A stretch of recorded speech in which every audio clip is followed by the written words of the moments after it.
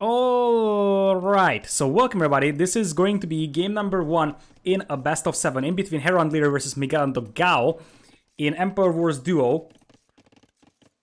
This is the second semifinals. We're gonna have Hera as Khmer in blue, and we're also gonna have Liereyy as Vietnamese in green. The matches will indeed be placed on YouTube. Some of them already uploaded, and I'm working on uploading the rest of them. So Magyars for Miguel in red and Chinese for Dogao in yellow, and on the other side Vietnamese in green and Khmer in for Hera in blue. Now we have seen that Hera with Khmer is great on Arabia, as we do have a villager that could be sniped down. That is an excellent start for Miguel.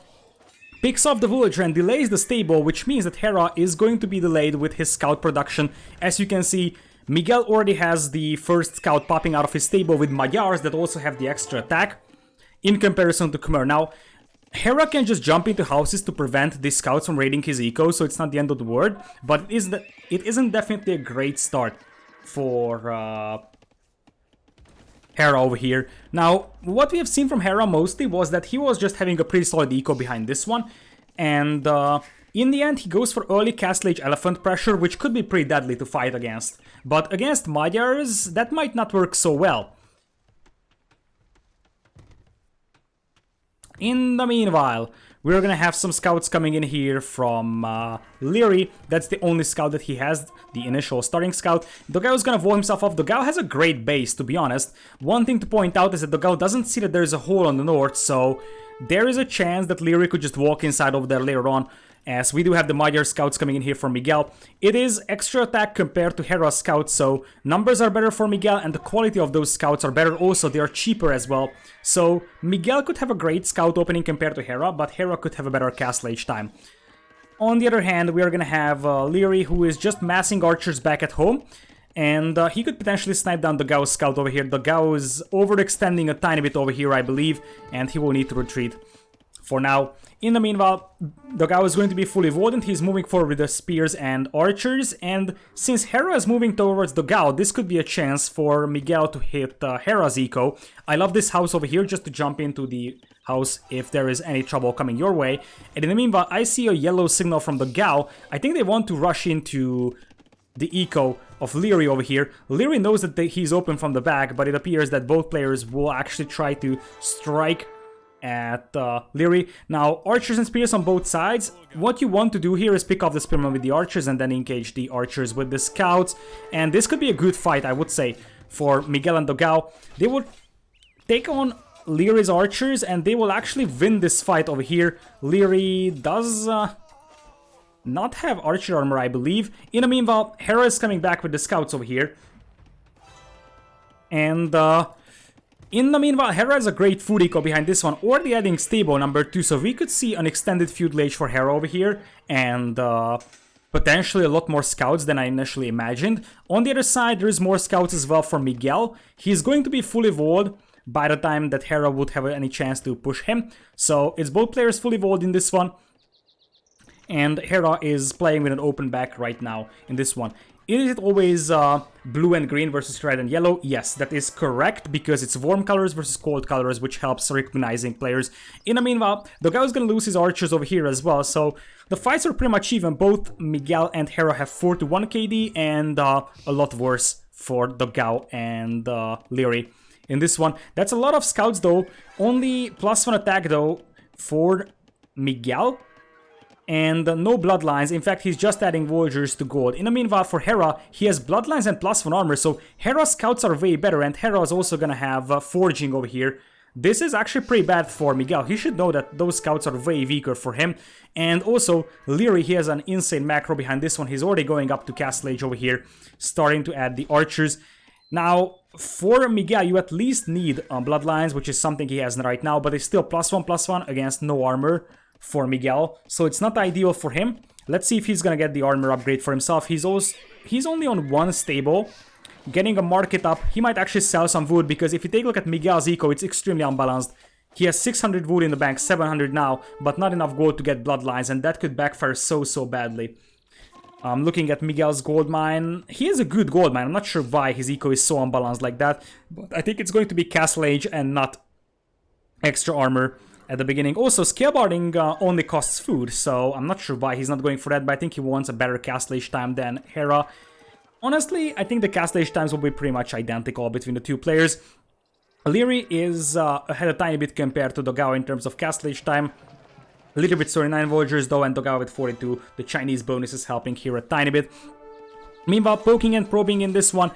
This is actually an acceptable fight, I would say, for Miguel and Dogao, because they just want to lower Hera's scout numbers and keep the archers of Dogao alive. That's the entire plan. So, see, just save the archers, sacrifice the scouts. Hera still has a lot of scouts, but his castlage is actually a little bit slower than the opponent's castlage, and he's going to be facing +2/+2 Magyar Knights very, very soon in this one. But for that, they need to survive. That is Lierey's fully upgraded Feudal Age Vietnamese crossbows versus Dogao's Chinese archers.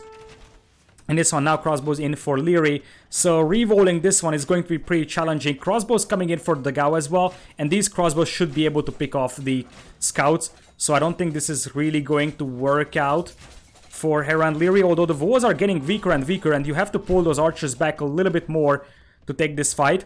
Also, there is more reinforcements coming in here from Dogao. Crossbows are in now for Dogao, so he can actually try to take this fight, but the scouts are also in. Let's see if Miguel can quick wall this one. He will. That's actually pretty cool. Now, if things are right, Dogao can pick off those scouts, because those scouts are pretty annoying inside the base of Miguel over here, and they're trying to bash their way through this weak gate, and gates have been nerfed. They are actually extremely weak while they're not finished. Some more crossbows in now, so I think that this is something that Miguel and Dogao can defend against, but it's going to be pretty annoying to deal with.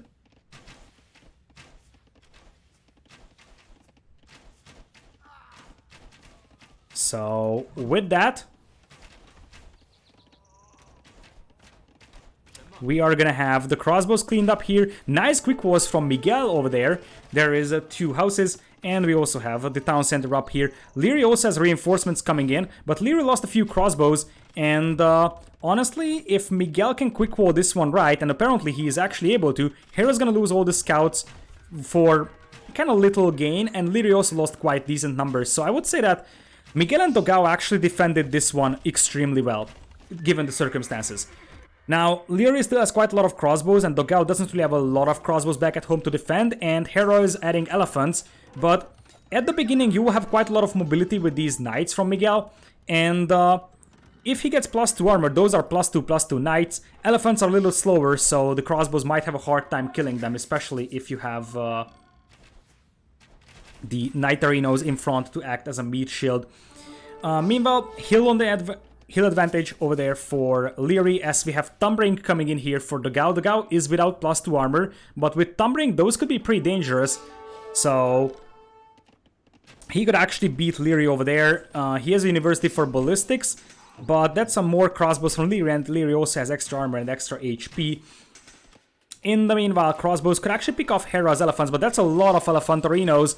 Dogao, he's also busy microing his stuff over here back at his base. Knights coming in here now for Miguel, but they were somewhat mispositioned, and now the crossbows are facing a lot of elephants. As I said, Hera just insanely good with those elephants in early Castle Age. That's something that he has done in one of the rounds before, and he's doing it again here. We're gonna have quite a lot of crossbows from Liereyy on the front line. Liereyy is actually playing with just 2 ranges, which is pretty sick. He's got crazy crossbow numbers compared to Dogao. Dogao is trying to defend as best as he can, but his crossbows are a little bit mispositioned, and the majority of them are just running for their lives right now, as Hera is just flooding the map with elephants. Now, the good thing for Miguel would be if he gets into Hera's eco and he can start killing it, because Miguel needs to be a lot more active with his knights. Right now, Miguel is kind of on a defensive approach, and in the meanwhile, Hera is doing so much damage to the crossbows of Dogao. Dogao is actually going to move forward towards Lierey's base, but those are dead crossbows. And unless Miguel shows up with the knights at Hera's base and forces Hera to defend, Dogao is going to die. Because Dogao is facing quite a lot of crossbows and elephants over here, and Dogao is doing his best, but Miguel's got so many knights back at home. These knights should be killing Hera, I believe. Hera is doing a nice job jumping into houses, but this is still exactly what you have to do. Just raid Hera everywhere and prevent Hera from getting food eco, getting gold eco rolling. But it's getting worse and worse for Heresy in this one, as it seems Dogao trying to get the archers up, and Khmer are insane on Arabia in the hands of Hera. overall. Knights coming in here to help, but I don't think that's enough. I mean, those are elephants with +1/+2. The knights have +2/+1, but that is 11 elephants against 8 knights. That is by far not enough to take that fight. So if you take a look at this one, 15 military for Miguel, Hera has 16. Ecos are pretty much even, but I mean, Dogao is going to lose his base if Miguel doesn't show up here immediately, and I don't think Miguel has enough to defend here. Miguel is playing on 3 TCs, by the way, which might be a little bit too greedy over here. He's trying to get some raiding damage done, and he's doing that quite nicely. But Dogao lost his crossbows in the middle of the map, so they are outnumbered in crossbow numbers, outnumbered in cavalry numbers. I think this is over. This is just absolutely over. Both of the Heresy players were just individually worse than the AM players. This is just flat out outplaying. So the archer player for AM defeats Dogao over here, and also Miguel got outplayed quite badly by Hera. As I said, Hera is very, very strong with their elephant opening in early Castle Age here with Khmer. He did this once, and it was crazy strong. And indeed, had Dogao not lost all his archers in the middle of the map, this could have been different. But, well, there was no knight reinforcements to help. I still feel like the biggest concern was that Miguel's knights just didn't really have any effect on the game, basically. So, with that,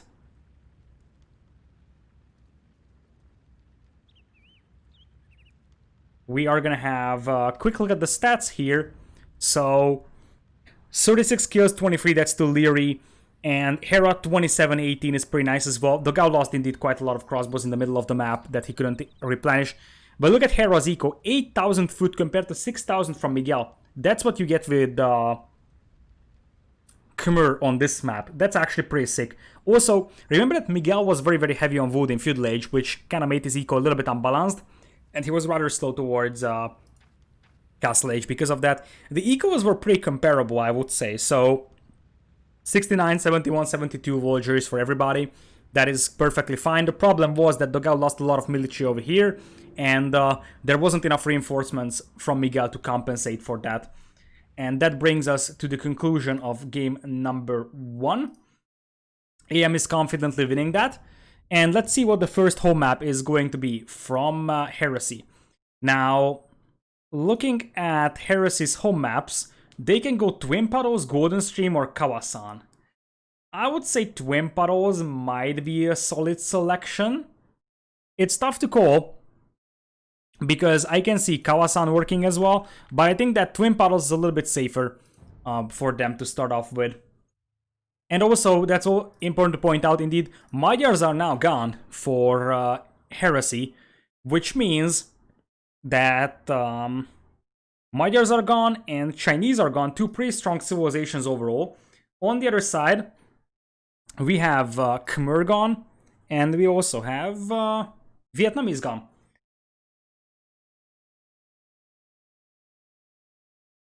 So, let's see. If we are going to Kawasan, it's probably...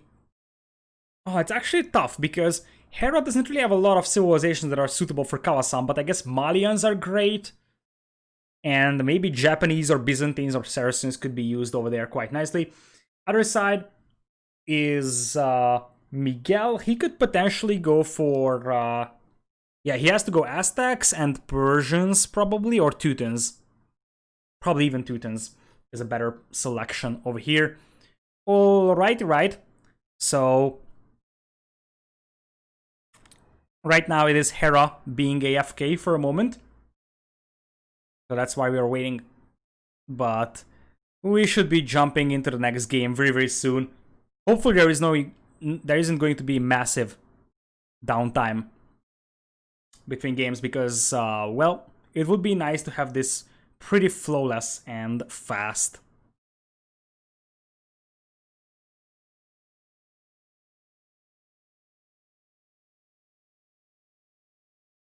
So, while we're at this one, we can actually take a quick look at the stats, because thanks to Nerfox, we have a stats page that actually updates live as we are casting games. We have actually crossed 200 total saves picked, which means that we have crossed 50 games in the main event of the tournament. And apparently, Huns are the most popular, Magyars, and the Mayans are the most popular. Somewhat surprisingly, Mayans only still have a 45% win rate, as we have Globrix. Thanks for the Prime sub. Welcome. Thank you so much. We also have a 55% win rate for Vietnamese. Vikings were only played once because in the majority of the cases they're a band. And in that game where Vikings was actually played, they lost, so they have a 0% win rate. Turks only picked once by MBL, also one defeat, so 0% win rate.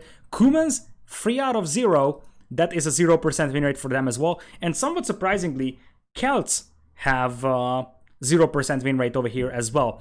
2 out of nothing. And in the meanwhile, Bulgarians 100% win rate with 1 victory. And we also have Saracens with 3 victories out of 3 games. That's probably the most convincing. It is banned quite frequently, but still, when it's available, it's a pretty strong civilization to show. Slavs, by the way, this is also super surprising. 10 picks and only 30% win rate.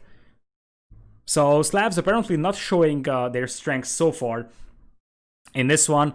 75% win rate for Burmese though. That's also a pretty interesting stat. Berbers having 67 is pretty sick as well. And you have Lithuanians at 71. That's not that surprising, I would say. And Incas have dropped down to 40%. A couple of days ago, they were actually 100% win rate as well. Now, the only 2 civs that have 100% win rates are Burmese and Saracens. Of course, a lot depends on strategy, map selection, whatsoever, but it's always nice to look at the big picture. So, what are the home maps? The home maps are Cape of Storms for AM alongside Riverbelt and Golden Pit. Heresy is playing Twin Puddles, Golden Stream, and Kawasan.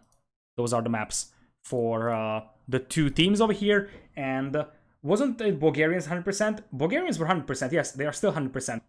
But they are not actually played very frequently. In fact, you know all the civ flags? Of course. If you spend an average of 4 or 5 hours a day casting competitive Age of Empires, you will actually learn the crescents very, very easily. So it takes some time, and when it started, it was always very, very tough for me. But if you spend 4 or 5 hours casting, and you just kind of have to recognize these civ banners, you kind of get used to it pretty fast over here. So who's your pick for this tournament? For this series, I would say Hera and Liereyy 4-1 or 4-2. And yeah, Dux actually has seen that, you know, this is something that people always freak out of, the Hungarian language Google Docs. I think what really people freak out on is this one over here. So it is apps in English, and everybody is like, why is it alkalmazások in Hungarian?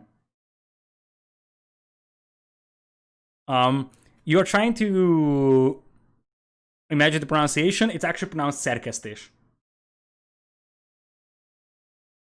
Hungarian is a tough language. So, with that in mind, they are going to start the next game right now. Hera's back, Lierey's back, Dogao is back, and Lan, or well, not Lan, but Miguel was back. So, we are going into Golden Stream, apparently. So that's the first home map of Heresy, and that was one of the most convincing wins of Heresy against Doubt and Slam, I would say. You are Cuman descendants. That's not technically correct. Cumans were actually living in Hungary. In fact, it was like, if you remember Kotyan Khan from the campaign, Kotyan Khan was assassinated by the Hungarian nobles. So we have some connection to the Cumans, but usually it was like Cumans came here, everybody wanted peace, but then there were some nobles who were like, oh, it's my land, so I'm just gonna get your chieftain killed, and then the Cumans left and burned the entire country. So that's the short story of Cumans in Hungary. Anyways, we are gonna have Game number 2 over here, and that is Golden Stream. As I said, probably the most convincing win from Miguel and Dogao versus Dogao and Slam was on Golden Stream. This map is somewhat similar to Golden Swamp. You can see that the two players start very, very close to each other on each team, which means that it is relatable to Lombardia. You have water buffaloes, which hold more food than sheep do. And the majority of the gold is in the middle. There's also random deer in the middle, but it doesn't really have a lot of effect. And there is Mangrove Pond around here. And you also have this one spanning across the map. So let's see what we have. We have Byzantines for Liereyy and Hera Slabs. I like this quite a bit. Byzantines are very strong on maps where you need to get a fast Imperial and just hold for some time. Because what Hera is gonna do apparently is going to play with scouts here. And in the meanwhile, I could actually imagine Liereyy going into fast Imperial. What Dogao and Slam did in the quarterfinals against Miguel and Dogao was actually scouts from Slam and slinging Dogao into fast Imperial with, I think, Italians. No, it was Tatars actually. They slung Dogao into Tatars, fast Imperial. I could see Hera going for scouts over here and potentially even slinging Liereyy into fast Imp Orbs. You don't even need to sling a lot because Byzantines have cheaper Imp. You're gonna drop a Byzantine cast in the middle that's gonna have like 1 million HP. And you're just going to hold that because the starting gold is very, very minor. You start with 4 tiles for each player plus 2, so it's 6 tiles combined. And then you have 2 tiles extra on each side, so it's not a huge amount of gold. And in the meanwhile, that's actually a great start from Dogao. He's picking off the archers from Liereyy, and that's actually pretty important because those archers are pretty expensive at the beginning of the game. So that was a great start from Dogao, I would say. And if you take a look at Heresy, they will be team walled by the time that Hera scouts can arrive. So Hera scouts aren't really going to achieve a lot here, but it's Slavic farming behind this one. On the other side, we have Mongols for Dogao, somewhat surprisingly. I don't understand the Mongols pick here, though.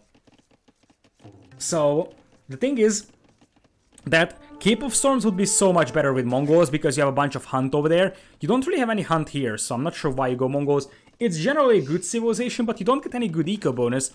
And alongside that is Franks for Miguel in red. And look at Miguel. He's going to exploit the Frankish berry bonus and just send a bunch of villagers to berries. And he's already going up to Castle Age over here as the first player. We could see fast knights here, and I can imagine Miguel just going basically triple stable knights.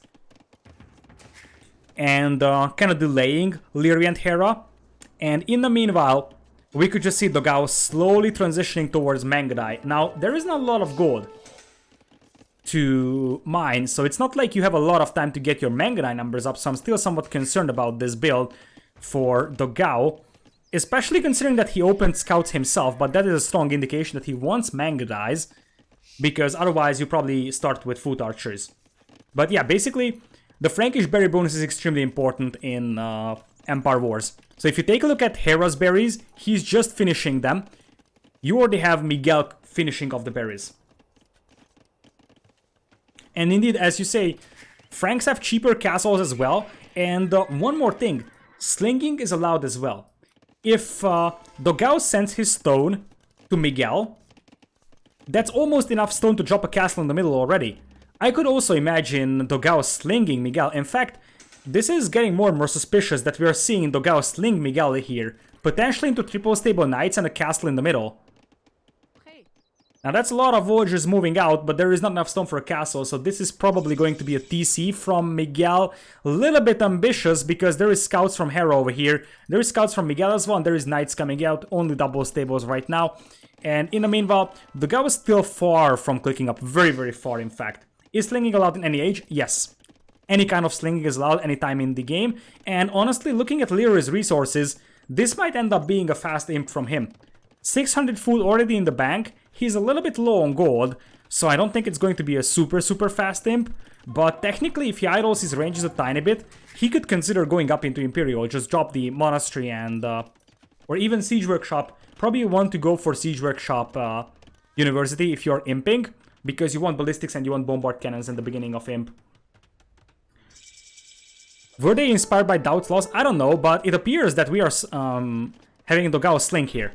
Because this would be a very, very slow castle age time for him if he wasn't slinging, right? And that's exactly what Dogao and Slam did against them. And Dogao and Slam lost, so I wonder why Miguel and Dogao are trying this.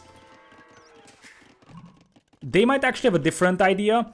And it appears that they're just going to drop double TCs in the middle. But still, if you are slinging the Frankish player, then you are going to need a search stable for the Frankish player. Because as you see, Miguel right now has a lot of resources, but he's just unable to get enough numbers out on the field. And if he doesn't have good numbers, then Hera is just gonna kind of match that with double stable knights. Plus, we are gonna have Liereyy. Indeed, look at that. Monastery coming in and University early on. And that is going to be a fast imp from Liereyy. Yeah, indeed, they're slinging a cavalry player, which is a tiny bit better through that. But still, you need some kind of production advantage as well for Miguel. Knights trying to bash their way in there, unsuccessful at doing so. And I think Dogao and Miguel should realize that Liereyy is probably imping himself. Because, well, they haven't seen the archers for some time. And we might actually see the knights trying to bash their way in here. This could be a good spot to try to bash your way through, for example. And there is more and more knights. Honestly, if you take a look at the resources, I can technically see Miguel going into imp himself. If you just look at the res. He's on 3 TCs, rushing up a market. I think Miguel is also going into Imperial with Cavaliers. This is going to be pretty interesting because you will have a cavalry player, Cavaliers, for Miguel against Arbalest from Liereyy. Liereyy is only 40% towards imp though. I also like the idea that you are milling the deer in the middle. Because that's a lot of free food to use, and you can see that, oh, that's why you pick Mongols, I'm so dumb. Now it actually makes sense, and it's a genius idea. I completely forgot about the hunt in the middle. It's not a direct bonus at the beginning, but if you can secure the middle with Franks just like this, the Mongol player is going to take the hunt in the middle, and that is what he's going to sling to you. And we will have a fast imp here from Miguel as well. Oh, that's genius. I mean, I love Lierey's idea for the fast imp with Byzantines, but I tip my hat in front of Miguel and Dogao because this is a great idea. One of my favorite all-time ideas, honestly. Now, the thing is that Liereyy is almost up to imp here, and Arbalasts will just melt those knights. So, I'm not really sure how Miguel and Dogao will be able to hold the middle until they are actually up to Cavaliers. And if I'm not mistaken, Liereyy is at 100 stone, Hera is at 0. Now, you probably want a castle in the middle or some kind of siege. Dogao is slinging, yes, Dogao is slinging. And Dogao is slinging the food he's getting from the hunt in the middle. That's why it's so great. And this is why Miguel can go into Imperial himself. Miguel will need to add more stables in this one, and I just love Dogao's play here. At some point, he will probably want to go for Castle Age himself, but being able to sling with the Mongol hunt is actually pretty cool. In the meanwhile, what I would love is potentially Dogao making a dock and getting some demo refts out. Because demos would definitely delay the push from Liereyy and Hera over here. And in the meanwhile, there is actually a Mangonel in here. So this is where it gets very, very tough for Miguel and Dogao to hold. They need to keep their knight numbers up. If they lose all this cavalry, then it's pretty much over. Paladins will wreck the Arbalest, that is correct. But you need to get to at least Cavalier here for Miguel, and they might be pushed off from the middle. Now, they still have a lot of gold to mine, and that's pretty important. That they still have this gold mine over here. But the siege workshop is gone. But the Arbalest are still far out, so it's not like they're going to inflict huge damage over here before Miguel would get the Cavaliers. They might lose 1 or 2 TCs, but I think this is still worth it. Because in the meanwhile, that is going to be quite a lot of Cavaliers. Indeed, Miguel had a decent shot with a Mangonel. But the problem here for Liereyy is that he doesn't really have siege. Imagine if this was Saracens, by the way. I would love to see Saracens in this scenario, because that would be great to melt the TCs. But Cavaliers are almost in, and I mean, Miguel is going to lose a few units. But if he gets Cavalier and +4 in here, he can just steamroll this army. And in the meanwhile, Liereyy apparently is not gonna have stone to castle the middle. As long as there is no castle here from AM, this is alright for Heresy. And here it is. That is going to be a nice quick wall attempt here from Liereyy, and a little bit premature engagement before the Cavaliers would hit. Nice choke point creation over there. Look at Liereyy just trying to get the choke point, and those are still knights. The Cavalier just finishes, and that's a bad fight for Heresy, I would say. They started to take the fight before Cavalier came in, but still, that gate is pretty weak over here, and I'm pretty sure that the next wave from Miguel could potentially clean this one up over here, and Liereyy doesn't have a good eco behind this one to replenish his numbers, and Hera's Castle Age Knights aren't going to be enough. That's the problem. Liereyy is down to 40 villagers, by the way. So, 40 villagers to replenish your imp army against 67 villagers to replenish imp army, that's the problem. Hera's Castle Age army isn't going to stop the Cavaliers here, and Liereyy is not going to have the resources to remass his arms. So, it might be the need for Hera to sling Liereyy here. By the way, now that I remember, after the Doubt and Slam match yesterday evening, Dogao messaged me and asked if there was unlimited sling. Now I understand why. Because they indeed got the idea from Doubt and Slam, and now they're slinging the Miguel into more and more Cavaliers. And he's also on stone with 7, so he's gonna drop a castle very soon. And I think that he's just waiting until he gets Blast Furnace in and he gets some better numbers. But Liereyy isn't really going to be able to replenish his archer numbers, unless he gets slung by Hera. But Hera is gonna get a nice little foothold over here, same for Liereyy. I think we're just gonna wait for +4 and then the Cavaliers will just turn back and take this fight. They kinda have to. You don't have all day to do this, by the way. Especially considering that Dogao is still in Feudal Age. And in the long run, Liereyy is going to add additional TCs and have a good eco. Plus, you don't have a lot of gold in the middle. By the way, look at Liereyy killing the Huntables in the middle. Because he knows that Mongols will benefit from that so well. Blast Furnace is in, and that's a lot of Cavalier. That's a lot of Cavalier. And there is not a lot that can stop that one. Castle is on the way for Miguel with Franks, and he's gonna have traps available as well to take down any counter castle that would come from Liereyy. And those knights with +1/+2 will melt to soon to be +4/+4 Cavaliers from Franks. And as I said, Liereyy still has quite a lot of crossbows over here, but I don't think orbs. But I don't think he's going to be able to stop this castle with more and more cavalry reinforcements coming in here. He might pick off a few villagers, but they will still be forced off from the gold. So, with that, it is 82%, 92% actually, in this one. And as I said, the problem here is that Liereyy is not going to be able to mass his army again. He has 44 eco, and even though Hera could sling him, if Hera slings him, he's gonna have a very slow army, and that is it. And in the meanwhile, the castle is gonna go up, and for Miguel, all he needs to do is just push forward a little bit more. Chivalry would be a great upgrade here for Miguel, so he can flood those knights a little bit faster, or Cavaliers.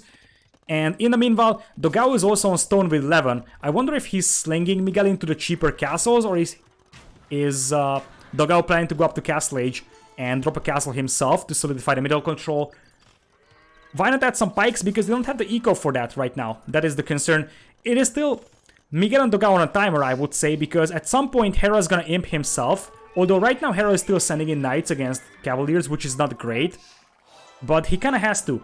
If Hera is not sending in knights here, then Liereyy is just gonna lose his orbs. In the meanwhile, a few knights will come in here, and this could be dangerous if they break into the base of Dogao. One of the biggest weaknesses that you have with the slinging strategy is that the slinging player is actually weaker. And could potentially die to Knight's aggression. Indeed, that is Knights bashing their way into Dogao's base. A market wall will be needed, or double house walls just in time for Dogao over there, and some Cavaliers will be allocated. In the meanwhile, I love this. Some Knights moving in here from Miguel, and Lierey's eco is already pretty weak in this one, as Hera is doing an excellent job trying to snipe the traps. One went down, the second also goes down, so this buys a little bit of a time here for Liereyy and Hera. Hera also gets 2 conversions on Cavaliers, but in the meanwhile, Liereyy is down to 42 eco. And what's even worse is that they can just run into Hera's eco, and if they run in here and start killing Hera's villagers, Hera is going to be dead pretty much. Castle coming in here for Liereyy. He will try to just take a trap fight here, protected by the Knights and Arbalests, and just win the middle this way. But really, it's a very tough job right now for Hera and Liereyy, especially considering that Lierey's eco is just kind of non-existent right now. 2 villagers on food, 6 on wood, 6 on gold, and now Cavaliers are inside Hera's eco. Heresy is going to even this one out with the sling, and I really love their strategy choice here. I just love it. It's a great idea, and it's very well executed as well. I think this would be the moment where Dogao should probably think about getting up to Castle Age though, because he needs to further expand his eco, even though he's at 79 villagers, by the way. Look at that. Dogao is at 80 villagers, Miguel is at 84, and Miguel is imp with multiple TCs. So, trap fights the Byzantine extra HP on the castles will help quite a bit over here defending, but Liereyy is at 35 villagers. And that is just not gonna be great. Hera again with a beautiful snipe on the traps, though I still feel like Miguel needs to kind of commit to a fight, mass his cavaliers, and then take this fight against those arbs and cavaliers, because he's getting picked off, losing all his traps, and if he loses the castle, things could get pretty bad over here. Sling was allowed, if you take a look at the rulebook. There is no slinging rules at all. Any kind of slinging is allowed. It is not generally good to go for slinging though in open map 2v2, but this map is definitely suitable for that. In fact, this is the second time where we are seeing slinging, and look at that. Hera and Liereyy both have 37 villagers. I think this is over. They will try to push off Dogao and Miguel from the middle, but Miguel is just going to finish this game off with huge amount of knights. In fact, they're going for the central eco here for Hera and Liereyy. They don't even care about the middle, and it appears that the first castle from Miguel could actually go down. Hera again, nice trap snipe, but he's not gonna have the eco to replenish the knights. So, in this very moment, we're just gonna see more and more knights and cavaliers coming in here from Miguel. Liereyy is going to drop down to what appears to be like 34-ish eco. And, well, with that, I'm pretty sure this is pretty much over. By the way, Dogao is at 86 villagers in feudal. Dogao's macro behind this one is actually pretty beautiful. He's having almost the same villager count as Miguel. Of course, it is not a priority for Miguel to get huge villager numbers. A priority for him is to get good eco or good military numbers. But still, he could keep adding villagers. Like, most of his TCs are idle for quite a time. But still, I think this is a fight that Miguel can easily take. Chivalry is still not there for Miguel, by the way, which is something that he's missing and could be pretty useful in this scenario. They need to take this fight. Send 5 cavaliers to deal with the traps and surround those orbs. Not sure why Miguel is so hesitant taking this fight. They are giving a chance for AM to climb back into this game. I mean, Hera and Liereyy have very, very weak ecos, so literally just take the fights and Liereyy and Hera will be unable to replenish their army. But you can't lose the middle, because if you lose the middle, you are just not gonna have the gold to replenish your cavalier numbers.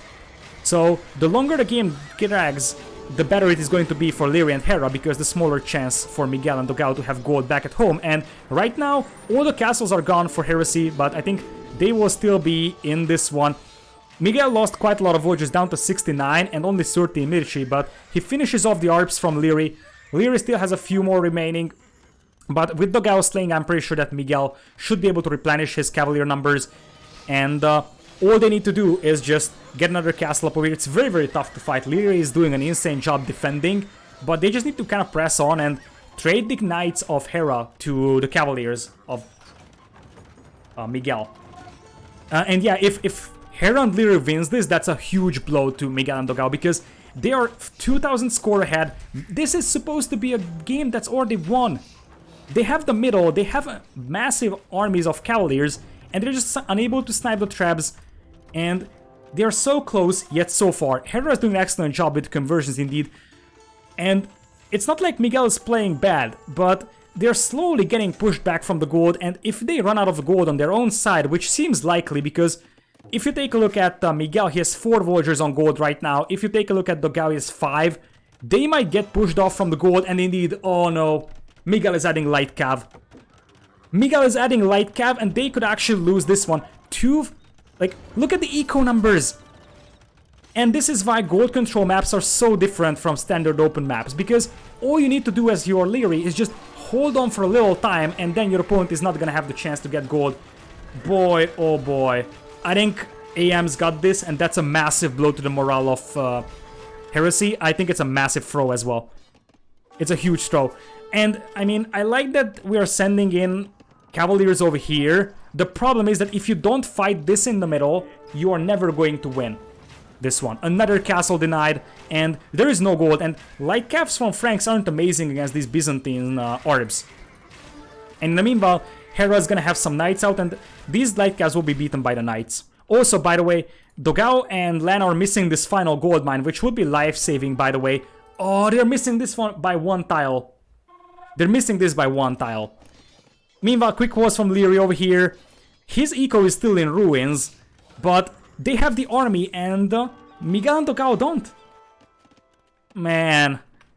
I mean, I told you about 20-ish minutes ago that Miguel and Dogao are also on a timer. Like, in fact, this is one of the rare occasions where I do agree that trade could actually work for Miguel and Dogao, because they still have the better eco, they just don't have the middle, but they should prioritize the middle, and they should have prioritized the middle for a long time. They just have a so good eco that they should be able to steamroll this, but they don't have gold. And that's a massive concern. In fact, the other thing I would love to see is Dogao finally getting up to Castle Age and potentially getting Elite Skirms out. That would be pretty useful. The eco for Hera and Liereyy are still non-existent. If they win this one, they're going to win without eco. By the way, in the semifinals, or no, quarterfinals against ACCM and Bad Boy, Liereyy also had an Arabia game where he had basically no eco and he was still doing quite a lot of ARBs. That was a sick game from him. Hera is sending in the Monks to convert the Cavaliers, Void-in Voyagers on the wood line. I mean, Liereyy and Hera have basically no eco, but they can just buy the resources from the gold. Although that technically helps Miguel and Dogao, because then Miguel and Dogao can sell a little bit easily. And also, yeah, no chivalry. But I think what really matters is that they didn't actually commit to one big fight in the middle, but they just beat Liereyy's ARBs. Also, if you remember, Miguel had a fight where he had still knights against the ARBs, so he took that fight a little bit earlier than he should have had. Now, that is actually a fight that looks a tiny bit better. Not a lot of Cavaliers, but they are still squeezing something out. Oh! Oh, Dogao, look at that! He's actually taking Liereyy's gold mine here, and that's actually genius if they get just a little bit of a gold. By the way, yeah, Hera has huge amount of Cavaliers. What is that, like 10, 15 conversions? That's actually ridiculous. But, as I said, if Dogao is able to get to that gold mine, this could be turned out completely differently. 2 more conversions, actually just 1 from Hera. In the meanwhile, at least, if you take a look at Hera, Hera has 0 food, 0 wood. They're just buying resources. Liereyy has 11 on wood, 20 on gold right now, but they're inside the eco, and it's a Feudal Age players only TC here. It's a Feudal Age players only TC. Military numbers is almost 100 for Hera and Liereyy. 28 for Miguel, but it's mostly light cav and Cavaliers. I don't think this is enough. I don't think it's enough. Now, on the other hand though, replenishing this army is very hard for Liereyy and Hera. So, technically, if this is a fight that Miguel and Dogao win, then they might still be able to climb back in this game because they have so big of an eco advantage, but they are not in a good position right now. In fact, I'm thinking that Liereyy and Hera are winning this, frankly. That's so weird. So weird. Kind of Dogao has to run for his life. He doesn't have a TC right now, at least he can build a new one.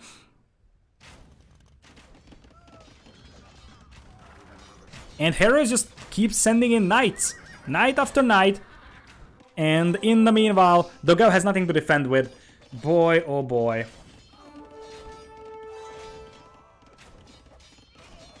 They are dropping in eco, and we might see 40 villagers for every player after, what, 40 minutes of game time. That's actually sick. Oh man. I feel like they had the opportunity to win, and yeah, now their confidence is crushed. Honestly, after this game, I wouldn't be surprised on a 4-0. Because this was in the hands of Miguel and Dogao. They were very close to me. There was a moment in the game where Miguel had like 40 Cavaliers, and all that Liereyy and Hera had was like 20 ARBs and like 60 villagers combined for 2 players. And now it is TC's melting, and they might finish this game off without eco here. Honestly, I love this strategy for Miguel and Dogao. I think one of the most clever strategies was theirs in a tournament, but it wasn't enough because they were on a timer and they couldn't actually finish the game off when they should have had. And now it's just all gold mining, and they're just buying the resources over here. Dogao is without a town center. Actually, he has a new town center now, but his eco is in ruins. Big fight coming up here, though, and remember that Miguel still has pretty decent eco, and now they are crushing Hera's knights. Delete the houses, get this around though. And remember that one of the reasons why they got pushed back is because Miguel didn't have gold to create Cavaliers, and Cavaliers will still be pretty nice. Now that Dogao has some gold income from the left, that might be enough to get some Cavaliers out and potentially clean this one up. Although, yeah, you clean it up, but how are you gonna get the middle back? It's just so hard to get the middle back, and I don't think this many Cavaliers is enough to clean up the Arbs. They clean up the Knights, but there is actually more coming in here, like Arbs from Liereyy over here, and this gold mine is going to run out very soon. By the way, at least Miguel is going to find the other gold mine, so he has a lot of gold now to work with. The problem is that now their ecos are pretty much garbage as well, especially Dogao took quite significant beating.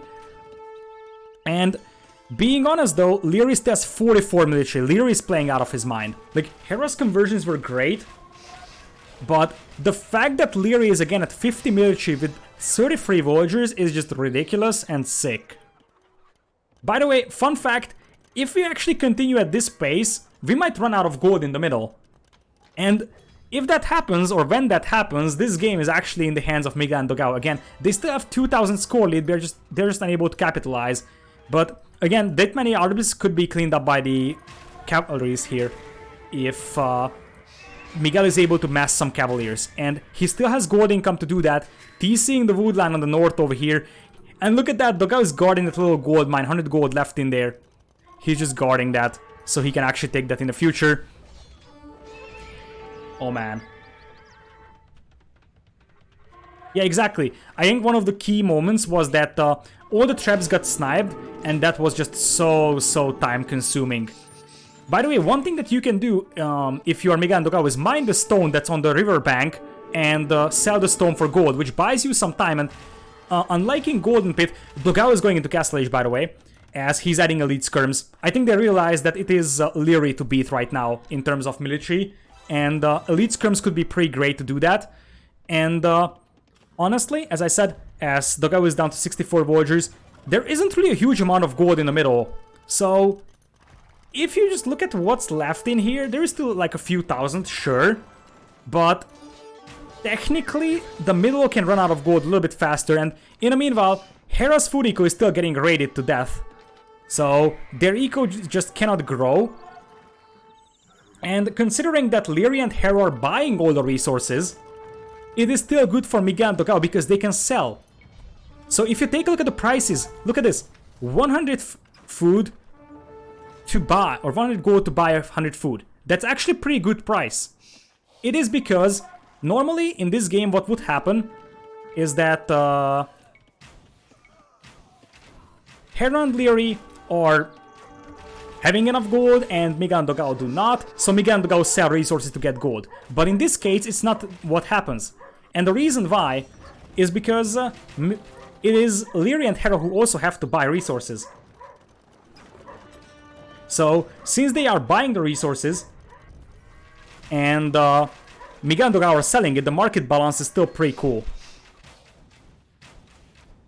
Oh man. I still believe that Liereyy and Hera are in the driving seat. Show the dog, please. It's out in the garden. So I would have to, you know, first of all buy a webcam because I don't have a webcam. If that happens, I would need to get it downstairs out to the garden. But apparently, like, some sort of postman is running around here. This could be a nice snipe over there from Miguel. Needs to finish off. Hera is doing an insane job, by the way, with his knights. And being honest, since they have infinite amount of gold, it's still fine for Hera to trade knights against cavaliers, and that's a big blob of Arbs that's still moving in there. Liereyy has 68 military, Dogao at 11, and Miguel's eco is just in absolute ruins, as Dogao is still mining stone. This is turning out to be a crazy game. It is not very popular amongst the players, or at least this hasn't been played very frequently, but honestly, if Miguel doesn't lose these units and Dogao can master his elite skirms, they could actually turn this around because elite skirms will be pretty fine over here. In fact, I could imagine elite skirm and kind of pikeman halberdier here for Miguel and Dogao, because their trash could still win this one. And if you take a look at the middle, we're actually running out of gold. There is like a few thousand left over here, but if you take a look at the resource bank of the players, there is not a lot of gold in there for them. As we have what appears to be orthodoxy. Yeah, that's actually orthodoxy for Hera. That's a pretty rare upgrade. Oh no, this could be awful for Dogao. they need to make sure these skirms don't die. You need to use the Cavalier to deal with the Knights, and then the skirms kind of have to deal with the Orbs, but that could be an awful fight for Dogao over there. Indeed, I don't think there is enough Cavaliers to hold off the Knights of Hera over there. That's the primary concern. Meanwhile, kind of nomadic lifestyle over here for Miguel, as he's just, you know, running basically everywhere on the map, picking the stone up. Oh, this is so crazy. Liereyy is at 29 villagers and 87 military. That's sick. He actually has the best population in the game with 28 villagers. And now there is no more Cavaliers for Miguel. Miguel again is out of gold, which means that he has to add light calves, and light calves will just die to the Knights here. That's the problem. Light calves will just die to the Knights. And in the meanwhile, they are both dropping in eco as well. I don't think this is happening for Miguel and Dogao. I just don't think it's happening. Indeed, they're just gonna call it. And so far, it's so close to the victory here. They had the chance to win this one, I believe. It was just Liereyy with an insane hold, and Liereyy played out of his mind. This was one of the weirdest games I've ever seen. Liereyy and Hera, if you take a look at their ecos, now Hera has reboomed here, but there was a moment in the game. Look at Lierey's eco. Lierey's economy is 10 villagers on wood somewhere. Oh yeah, so what is happening with Lierey's eco? He has 29 villagers. Out of that, 19 is mining gold in the middle, and 10 of them is taking wood from this wood line to this lumber camp. Oh no, actually this lumber camp. Perfect eco, right? Who needs eco when you can have military, right? That is game number 2 in the hands of AM as well. And either Kawasan or Twin Puddles will come in right now, indeed. Liereyy, pretty sick KD, to be honest. And if you take a look at the ecos, Dogao had 26,000 food. That's actually the best in the game, but it doesn't matter. Dogao slung 26,000 resources to Miguel, but in the meanwhile, Hera got 20,000 gold. Sick game. Just look at the timeline. Just look at the timeline here. There was a moment where Liereyy just dropped the military over here. This should have been a time where Miguel and Dogao can win it. And yeah, indeed, if Miguel hadn't lost the free traps in the middle, this could have been a different game, because those free traps could have destroyed Lierey's castle. And the reason why Liereyy was able to hold on to the middle is because he had one castle in the middle that was holding the area for them. And now this is going to be an insanely hard tournament and series to come back into for Miguel and Miguel and Dogao. I came late to this and don't know what's going on. Yeah, this was a pretty confusing game, I would say. So Franks and Mongols are gone. I'm a bit sad for Heresy because they had a genius idea with the Mongols slinging Franks into fast imp Cavaliers and then taking the hunt in the middle for better sling. On the other side, Byzantines are gone, and we also have lost Slavs. So either Kawasan or Cape of Storms is the next map to play on.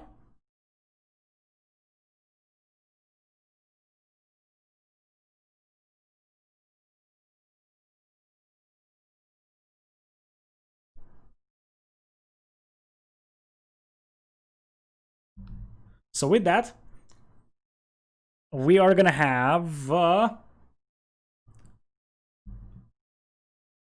Miguel hasn't selected a map just yet, so I'm waiting to announce the official map.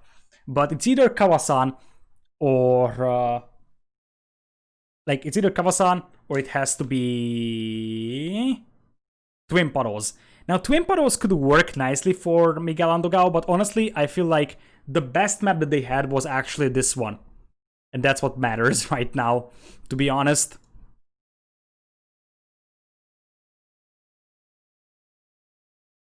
Yeah, indeed, in retrospective, it's very easy to say what he should have done, but I think that what matters is that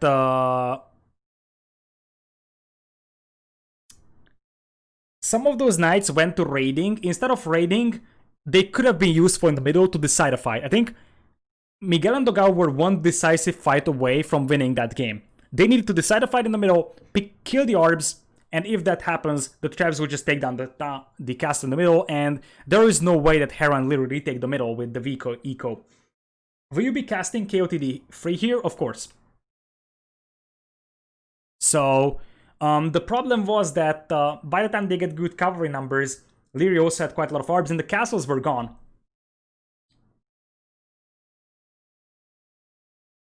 All right.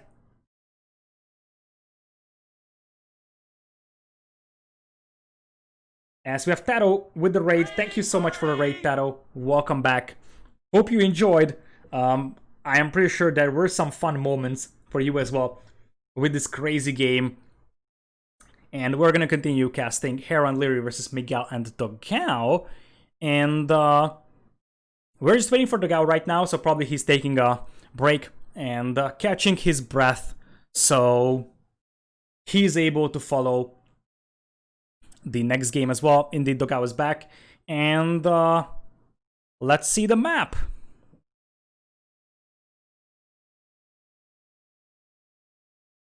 We're gonna have Golden Pit apparently, so with that,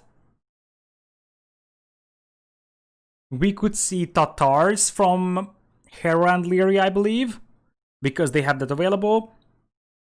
Alongside maybe Huns. Saracens are still available. Where is Lan? I don't know.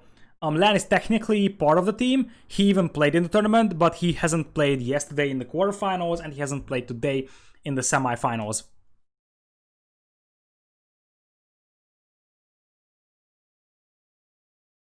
So, it appears we're going to Golden Pit in this one.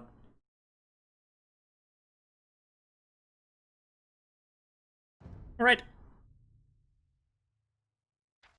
Players will launch the game in a matter of moments, and when that happens, Golden Pit is game number 4 over here. Again, if Hera and Liereyy win the series today, then tomorrow's grand finals will be at 16 GMT. I will also be casting that one as well. So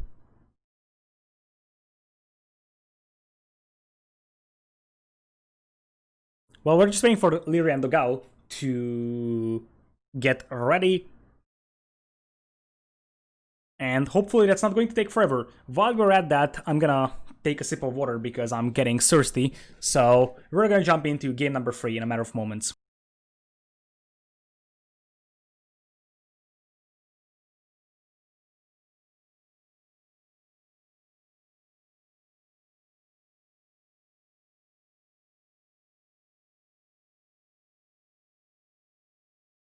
All right. So, indeed, we are going to Golden Pit, and Hans will be the civilization for Hera, which means that he's going to be the cavalry civ. Saracens can be pretty solid, I would say, for Liereyy over here. Mayans are still unused, if I'm not mistaken. Ethiopians are still unused, so in this very moment, Hera's team also has a great draft in comparison to what we have from Miguel and Dogao. If you just take a look at the leftover civs, Mayans, Ethiopians, Saracens, Huns, Tatars, Spanish still available. On the other side, you still have Berbers for Golden Pit, which is a good thing to have. Probably Berbers, Italians could be an idea. Or you could see Indians as well on Golden Pit, but I feel like Berbers are a little bit better for the early pressure. But I am 100% sure that Miguel and Dogao are going to go for Berbers if we're going into Golden Pit, and that seems to be the case. They are ready to go for the next game. Here we are, game number 3 in the semifinals. Coming in here. Let's go.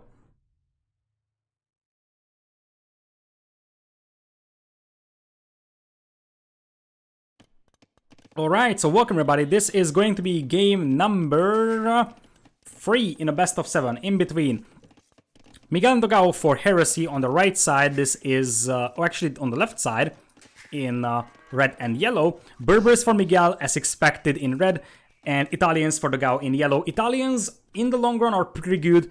I'm going to explain this in a little bit of a detail very soon. Liereyy with Saracens though in green is pretty sick, and you also have Ethiopians for Hera which is also pretty sick. And indeed, Liereyy is actually going to use Saracens as a camo save here, something that we have seen pretty rarely. Now the thing is that Saracens actually have good knights. The problem is that you are not going to have Cavalier upgrade, which means that even if you mass knights in Castle Age, you're not able to upgrade them. And before you get Zealotry, the Saracen camos aren't that great, to be honest. So the thing is that Miguel and Dogao, this plan has been used by Team Secret before. Basically, you're gonna have a very, very aggressive push with Berbers from triple stable knights, probably. And in the meanwhile, on the left, Dogao is gonna go for an archer opening, but he will end up going for a relatively fast Imperial. And with that fast Imperial, secure the middle with the Arbs, and then drop castles, start adding Jambos. So the role of the cavalry player here is to kind of occupy the enemy and just flood knights, as we do have a great based layout, by the way, here for Miguel, very, very available. And in the meanwhile, for Dogao, his job is to keep his archer numbers up and get a relatively good Arbalest count. But on the other hand, Saracens for Liereyy, normally this would be your archer civ, but you can technically use this as a camo save, and against the Berber Knights it could work. Now, I'm not sure if it's going to be as good as the Berber camo spam though. The thing is, however, that Hera is going with Ethiopians, and one thing that's very important to mention over here is that Ethiopians also get +1 attack against buildings, thanks to the Saracen team bonus. So Saracens get extra bonus attack against buildings, and they also get some as a team bonus, which is pretty important because this also makes Ethiopian archers and crossbows better against buildings. Now, indeed, slinging from Liereyy could also be a possibility here with Saracens, because the Saracen market exploit helps him balance his eco quite well, but he has the market up and hasn't clicked up. This is a little bit surprising to me. The reason why I'm a little bit surprised is because he has a stable here, which would be completely unnecessary. And in fact, Liereyy is actually pretty late into Castle Age here. This probably is a sling then, because he indeed could click up into Castle Age if he wanted to, and you could see that those resources disappeared in a moment. So Liereyy is going to sling Hera. Not a bad idea with the Saracen market. The reason why I somewhat disagree with that is because you don't have a great eco bonus other than the market, and with slinging you can't really use the market that well, right? So I feel like it would be slightly better to, you know, just go for conventional play or use a different civ for slinging. Like, for example, if this was Slavs, I would totally approve that. Now, Hera's gonna have quite decent crossbows, and this is going to be a fast imp from Hera. So they are going to do the same thing that their opponents did in the previous game, just the other way around. You're going to sling Hera into fast imp arbs. If you take a look at the food and gold count, by the time Hera reaches Castle Age, he's going to have enough, especially with the Ethiopian bonus where you get resources as well, to drop probably University Siege Workshop. He's even dropping a third range, and go for fast imp arbs over here. In the meanwhile, technically this is a possibility for Miguel and Dogao as well though, because Italians have cheaper imp time, or cheaper imp, so this is not late to catch up, and I feel like they will realize that Liereyy is slinging once Liereyy is not up to Castle Age, and when that happens, that could be interesting. Liereyy is going to stonewall himself, look at that. He knows that the biggest concern here is that you are so far away from your teammate that if you are slinging and Hera is unable to help here, Liereyy could die to the aggression. So I love that Liereyy is stonewalling himself, and one of the reasons why it's slightly better to sling on Golden Stream compared to Golden Pit is because on Golden Stream you're very close to each other with your teammate, so your teammate who is being slung is actually able to defend you. In this case, that's not really the case, and this could be a little bit troublesome over here for Liereyy, and if the slinging player dies, then the entire strategy dies here, and since Hera is an archer player, he is going to be having a slow-moving army, which means it takes quite a lot of time for Hera to get in here and defend Liereyy. And that could be pretty annoying to have. I mean, Liereyy is still fine, but he's going to lose some farming ground, and I would love to see a forward siege workshop right now and go for the mangonels. in this one. Or Knights could just come straight in here, knock down the lumber camp, and well, if they realize that Liereyy is slinging, they could also send a bit of resources here to Dogao for Imperial. Looking at Miguel, he's adding some Knights from the stables, but I think he's also going to start slinging Miguel or Dogao here. Looking at the resources of Dogao, he's actually relatively close to Imp, and that would be the appropriate way of playing this. Liereyy is gonna have to commit a lot of vultures to stonewalling this one, which means that his eco here isn't going to be super outstanding, and technically Hera's blob of Arbs is great. What I would love to see from Miguel is stonewalling himself, because if Hera is coming in with the Arbs and Liereyy stonewall or Miguel stonewalls himself, those Arbs will not be able to do any damage, and the Imp push is going to be delayed until Hera can bring in a few bombard cannons. Can Italians compete against Ethiopians though? Depends. But the Berber's eco is better than the Saracen eco overall, especially if you take a look at Lierey's eco right now, which means that technically if both of the players are underslinging, then Dogao can just outmass his opponent with crossbows. Now, that's not something that is happening, and that is getting a little bit concerning over here. I don't think that Heresy knows that it is a sling, or if they know it, they aren't reacting well enough. Meanwhile, look at all those crossbows dying or units dying from Liereyy though. And that is also a danger. I mean, if Miguel just goes for the cheap knights and overruns his opponent, Hera's Arbs might not be enough, and more importantly, Liereyy is running for his life over here. Liereyy is running for his life, and he might just run into Dogao's crossbows. They will soon find that they're escaping, and in this moment, if Liereyy just dies over here, it doesn't matter that Hera is Imp, because Miguel is going to start slinging Dogao, and indeed, if you take a look at Dogao, Dogao is going to go Imp right now. Look at this. By the time Hera arrives, this is going to be Liereyy dead. Now, the problem is that Miguel is also very exposed over here. As I said, he needs stone walls ASAP. As Dogao is going up into Imperial right now, and Liereyy is down to 33 villagers only. The majority of his villas are actually escaping over here, so he's fine. But yeah, this is why I was a little bit concerned here for Miguel. Because now it is his eco that's actually under massive threat. And it's not like he's going to be able to defend against this one. But Liereyy is already dead. Miguel, I mean, he's still at 60 villagers. But look at those Arbs melting the building. What are these? Obsidian arrow Arbs or what? What is this? Oh, it's Saracens! It's Saracens, and this is why it makes so much sense. Remember that Saracen building attack bonus is also a team bonus, which means that these Arbs are actually pretty good to melt buildings. That's something I forgot about completely, and that changes the entire strategy as it is. And indeed, that's why Saracens are good for slinging. Now I see the strategy. I thought it's just going to be slinging to Arbs and then siege, but in this case, this is actually a pretty nice idea. Might be even more clever than what we have seen in the previous game from Miguel and Dogao, honestly. Using the Saracen team bonus. But let's be honest, Miguel still has 60 villagers, Liereyy is at 22, and Liereyy is going to go down to probably 9 villagers if these knights find these villas. And in the meanwhile, the entire army of Hera is here. And Miguel is in the middle mining gold. So the scenario is very similar to what we have seen in the previous game, the other way around. The slinging team is just slowly dying, and the other one has the middle. So yeah, that's a lot of Arbs, but what are you gonna do with those Arbs when Dogao is gonna have the Arbs? And the difference is that Miguel can sling Dogao much better than Liereyy can sling Hera. Yeah, it's only +1 attacking against buildings, a team bonus, but that's still massive to melt buildings.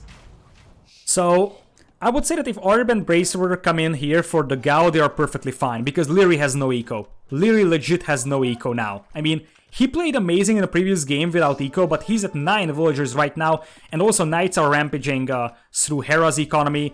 I think that Heresy is going to take one over here. Even if the TCs go down, the thing right now is just to save the villagers for Miguel and save these crossbows, and once those are Arbs, you can just come in here and trade evenly, and Liereyy is unable to sling Hera right now, and Miguel will still be able to sling. At least a bit of a wood over here is all you need, basically. Any kind of sling is better than no sling here.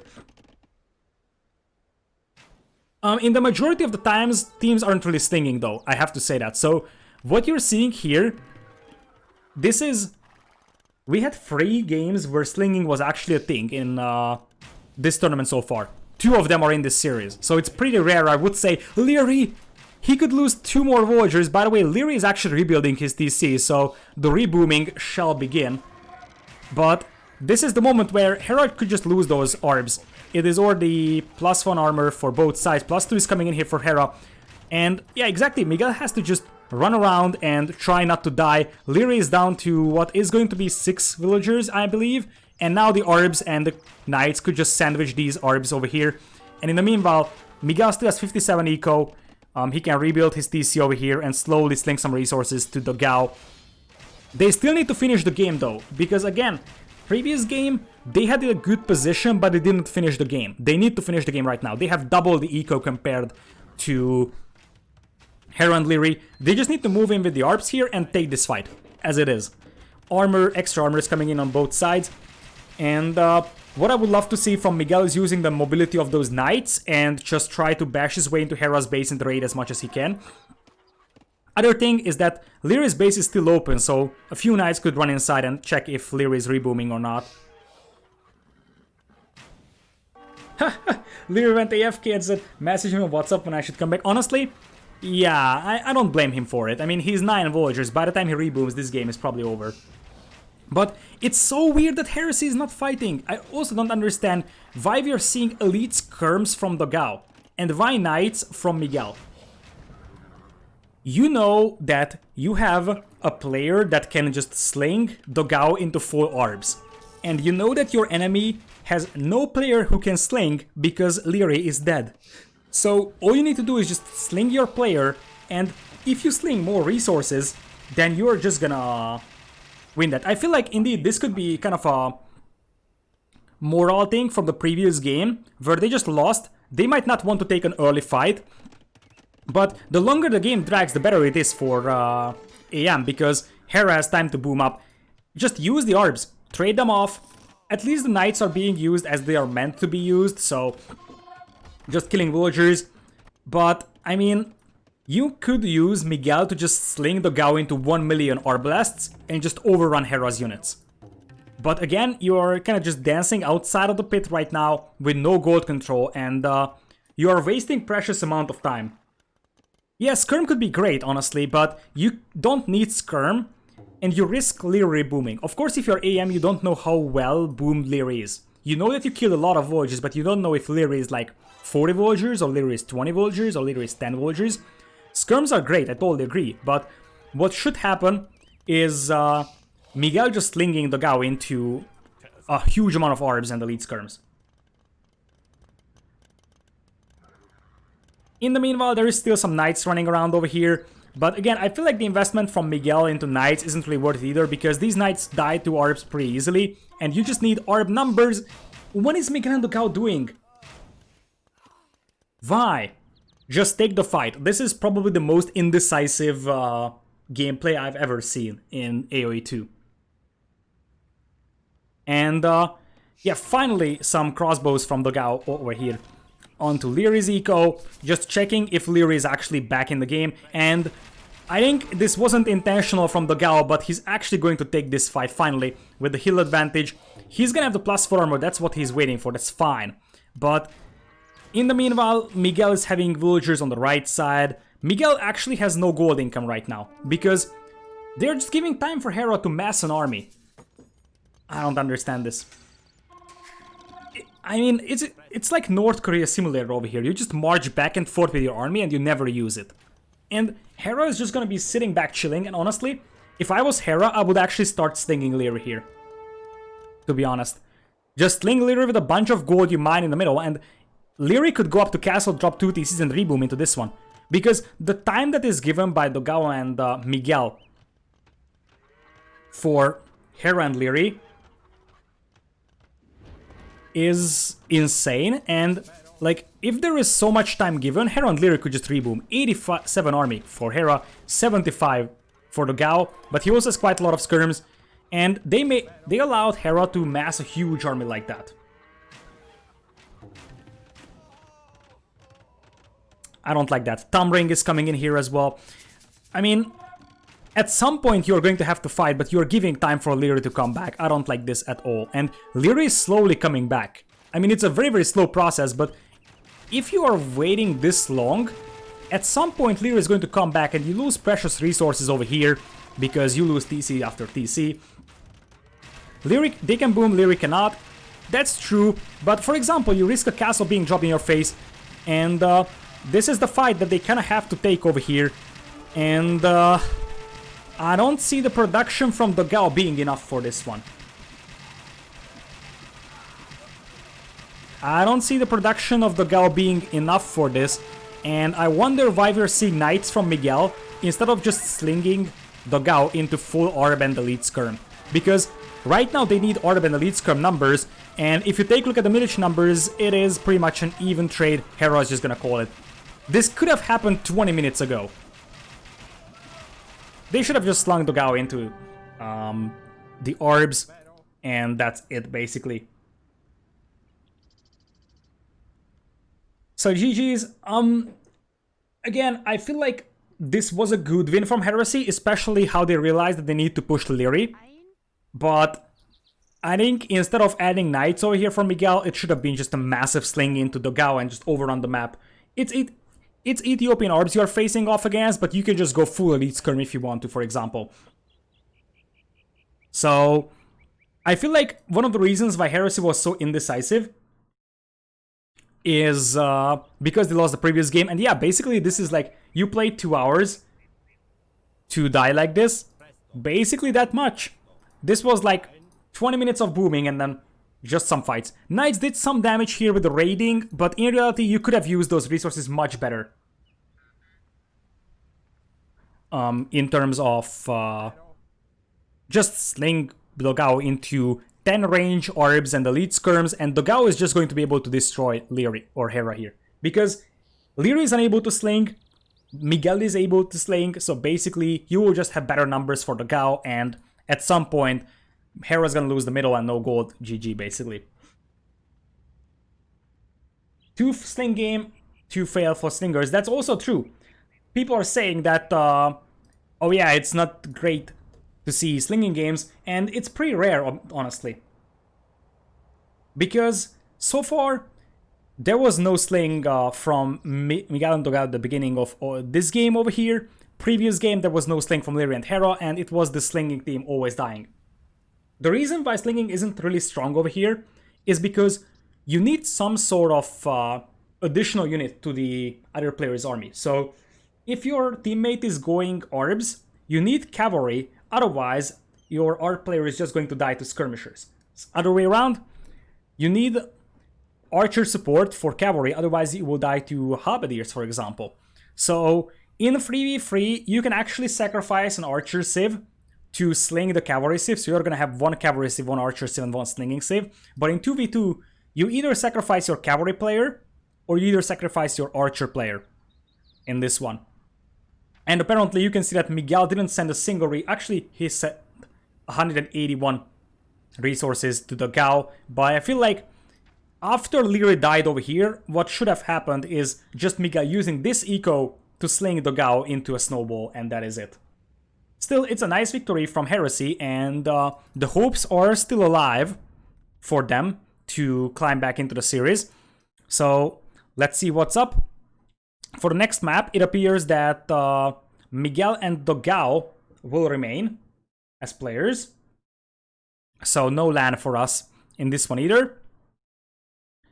And, well, I guess we're going to see the next map as well very, very soon. Thanks everybody for the follows, by the way. Thanks everybody for all the support.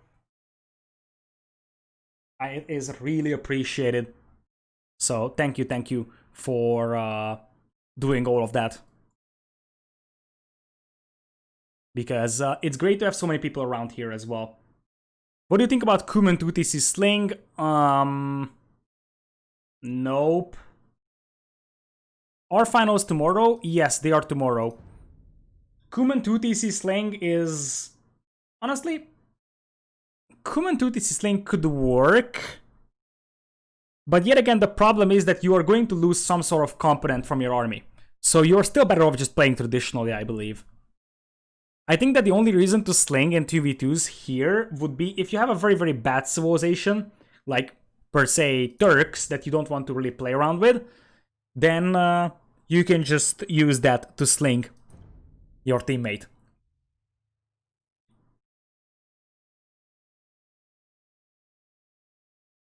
Alright, so with that in mind, apparently Miguel is having a bathroom break in this one so far, and we are gonna go sling Turks into full Hussar Bombardier. Honestly, Turks are actually legit slinging safe because of that.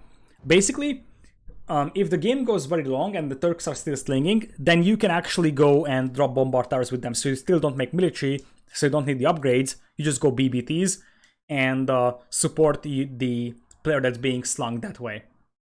But slinging Turks themselves is just weird. Slinging Teutonic Knights? Nope.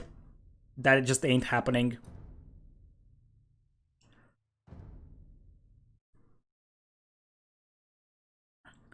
Alright. So Cape of Storms is going to be our next map in this one. Again, one of the most popular maps amongst the players and amongst the viewers as well. So we are gonna have Cape of Storms. Now, this is where it could hurt for Heresy that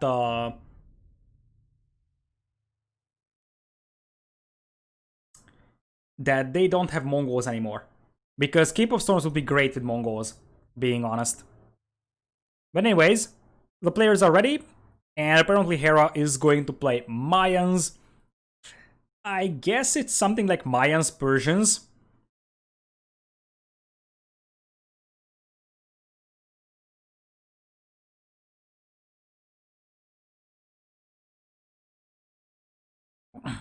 So, let's see how Liereyy is going to come back into this series, because he kind of went AFK after this one. Which time will be the finals tomorrow? Tomorrow's finals depends on who wins in this one. If Liereyy and Hera win this, then it's 16 GMT. If Miguel and Dogao, then we will see. That's basically what we have right now. Alright, so the games are starting. Let's go!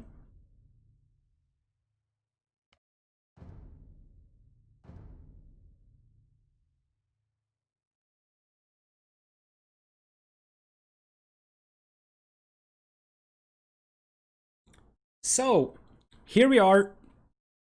This is going to be game number 4 in a best of 7 in between Hera and Liereyy versus Miguel and Dogao.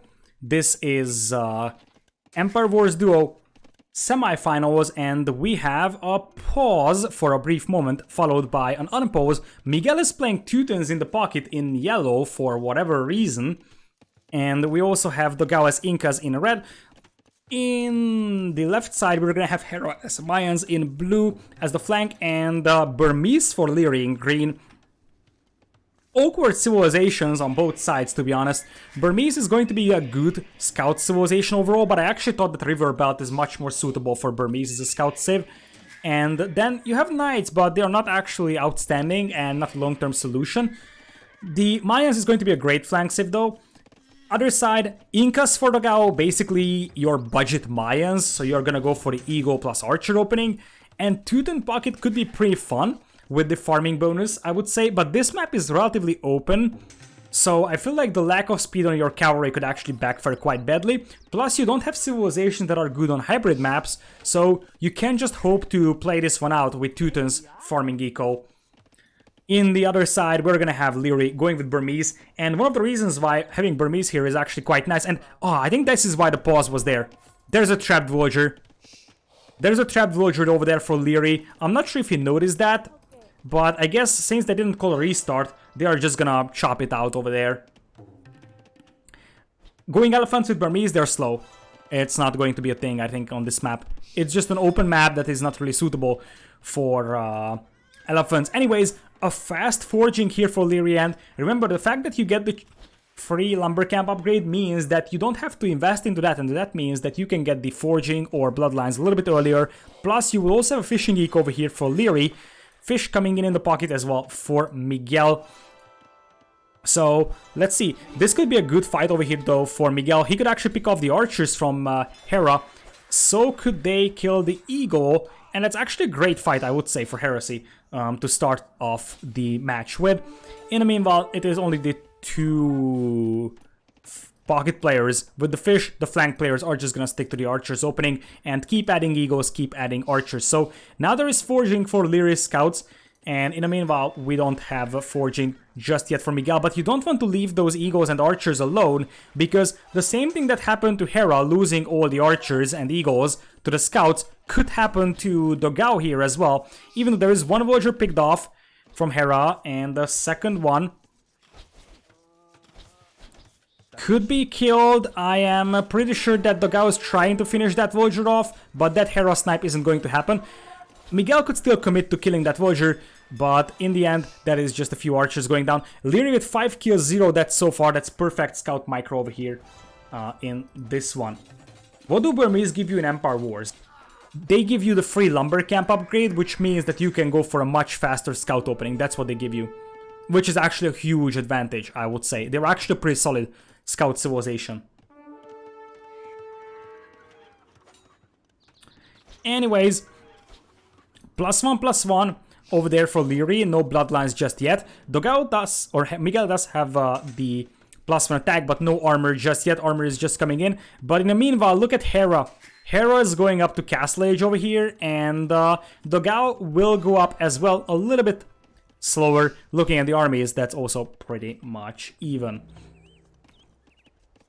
So, with that in mind, this could be a relatively even fight. Bloodlines is in now for Miguel, so they could definitely take this fight, and they should, before Bloodlines comes in here for Liereyy, and that's actually a great fight for Heresy. They're picking off all the scouts just before Bloodlines would arrive for Liereyy, and even they could kill all the archers for Hera because of that. That's actually a great fight. That's absolutely a great fight over there for Heresy. I also love that they're using the scouts primarily to kill the archers and not the archers themselves. Liereyy is going to save his scouts over here, but Hera right now is down to 5 military.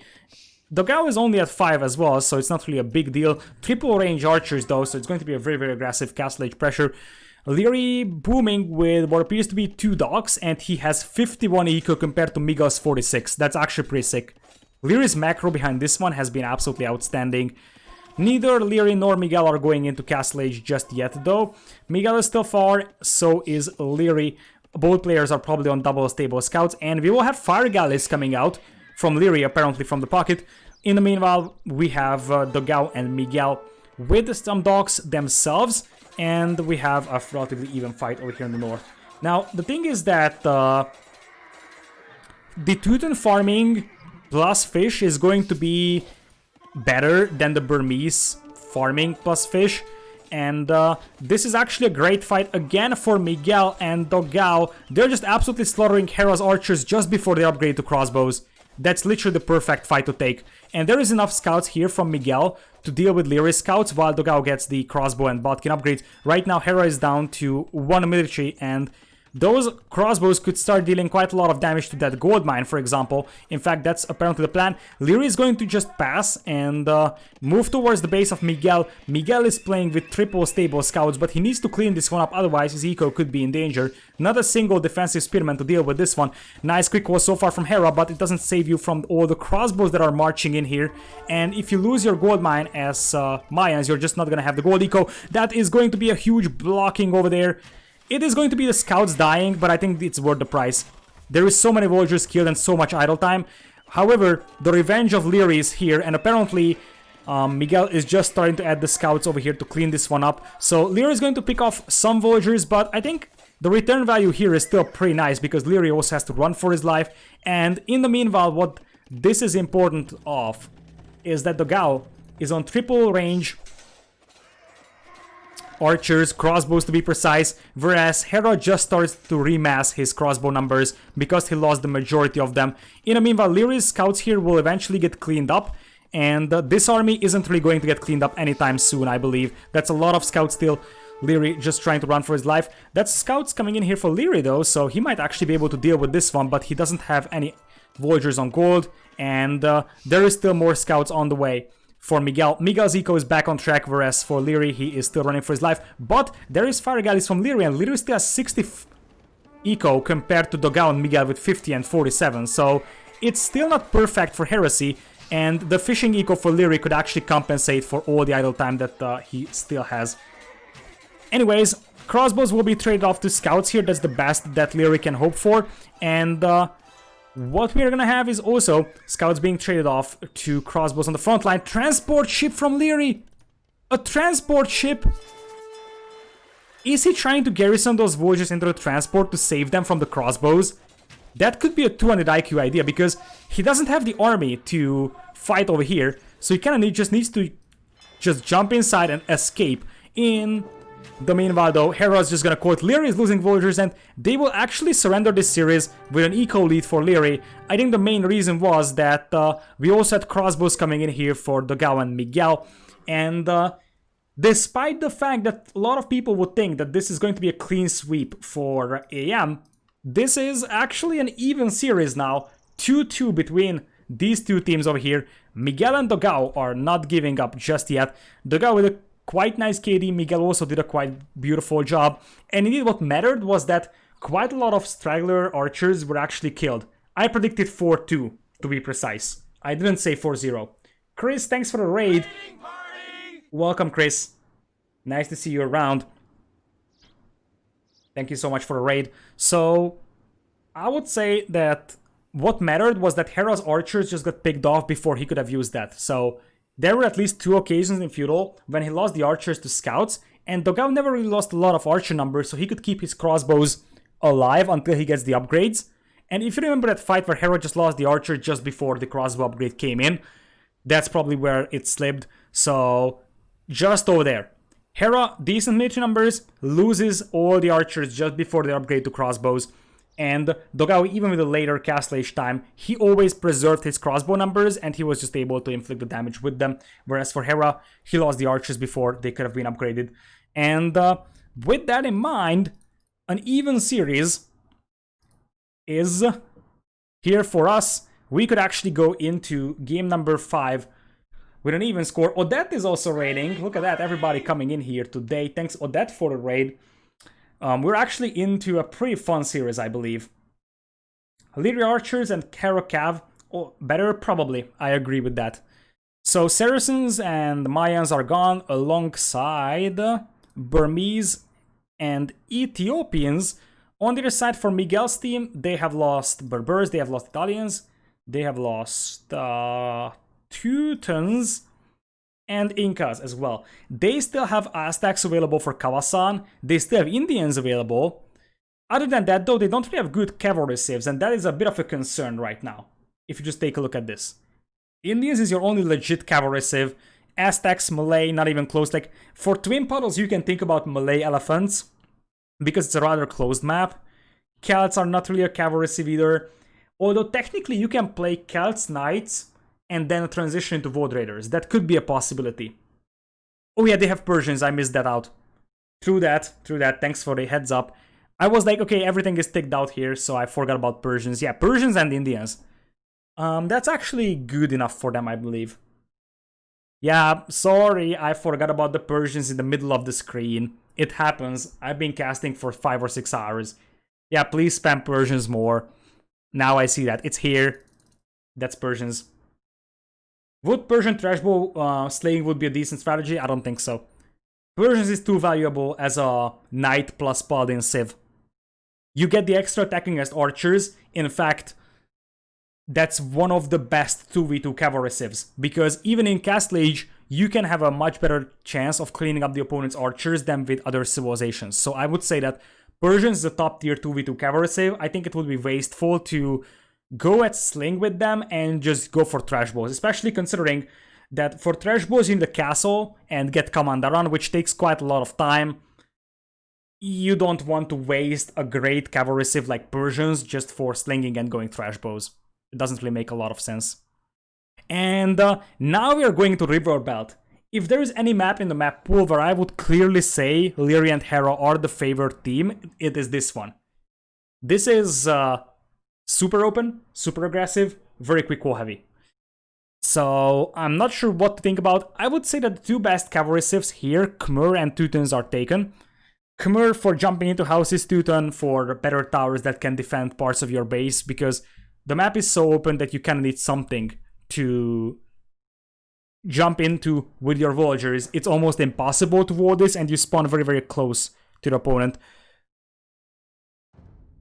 So I wonder what the civ selections will be. Technically, if we take a look at the civilizations, Hans are still there for Hera. I don't think it's going to be the pick here. Koreans could be an idea. But yeah, Magyars should have been good for this map. Ethiopians, Khmer should have been great for this map. Honestly, it might end up being Malians.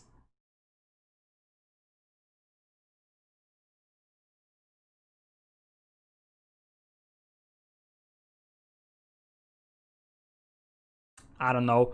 They don't really have any specific great civilizations for this map. Anyways, I will need a moment until I turn on some lights because it's getting very dark out here. And, well, we're gonna go into next game. The flags are alright. Oh, it's the different order, sure. But you get it. But I'm gonna fix it for you, okay? Because I'm in good mood, so...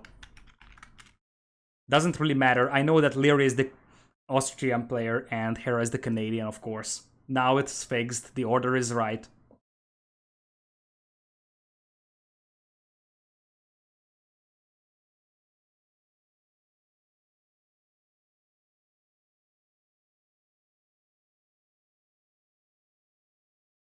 Okay. So with that, it is river belt going on. I would warn everybody that if you leave to take a drink or go for a toilet break here, you might miss the entire game because I would say that there is a strong chance that this game could be very, very short. Flags of the other team are also wrong. Dogao is in fact the Brazilian player. You're not actually debating me with that. You're just not gonna debate me with that.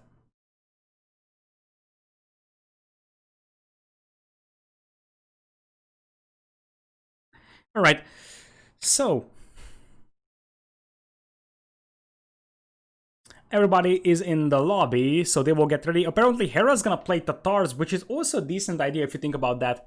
Tatars have free Thumb Ring, which could make their early Castle Age push pretty solid here. Wouldn't call them a top tier civ for this map, but you have a nice sheep bonus, you have a nice early Castle Age archer bonus. Do you think Hera drinking maple syrup from the bottle should be considered a performance-enhancing drug? I don't think so. He's Canadian, so every Canadian's doing that, right? Kappa. Has hard played for AM in this tourney. He was there in the first round, but he didn't actually play.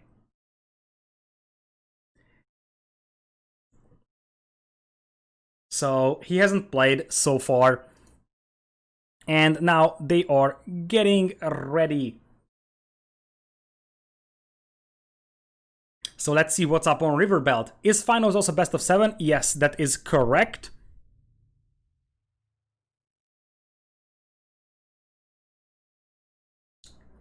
If Hera drinks maple syrup, Liereyy drinks Kivasser. Honestly, if we want to go to stereotypes, Hera is drinking maple syrup and Liereyy is eating Wiener Schnitzel. Because that's more stereotypical.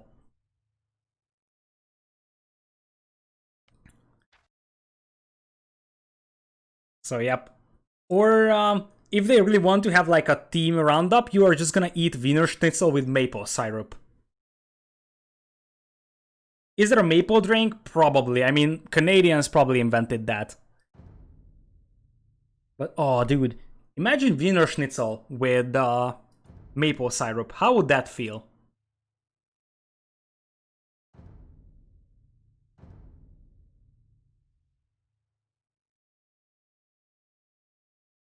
Honestly, this would actually be a nice mind game. Combine the two most stereotypical foods or drinks of AoE 2 people's countries. So like Jordan and Taro, for example, or something relatable. That would be pretty fun to do. But anyways, we have other fun things to do, like a Riverbelt game. What is the prize pool? Winner gets, I think, 40% of the total prize pool. Total prize pool is above $1,000.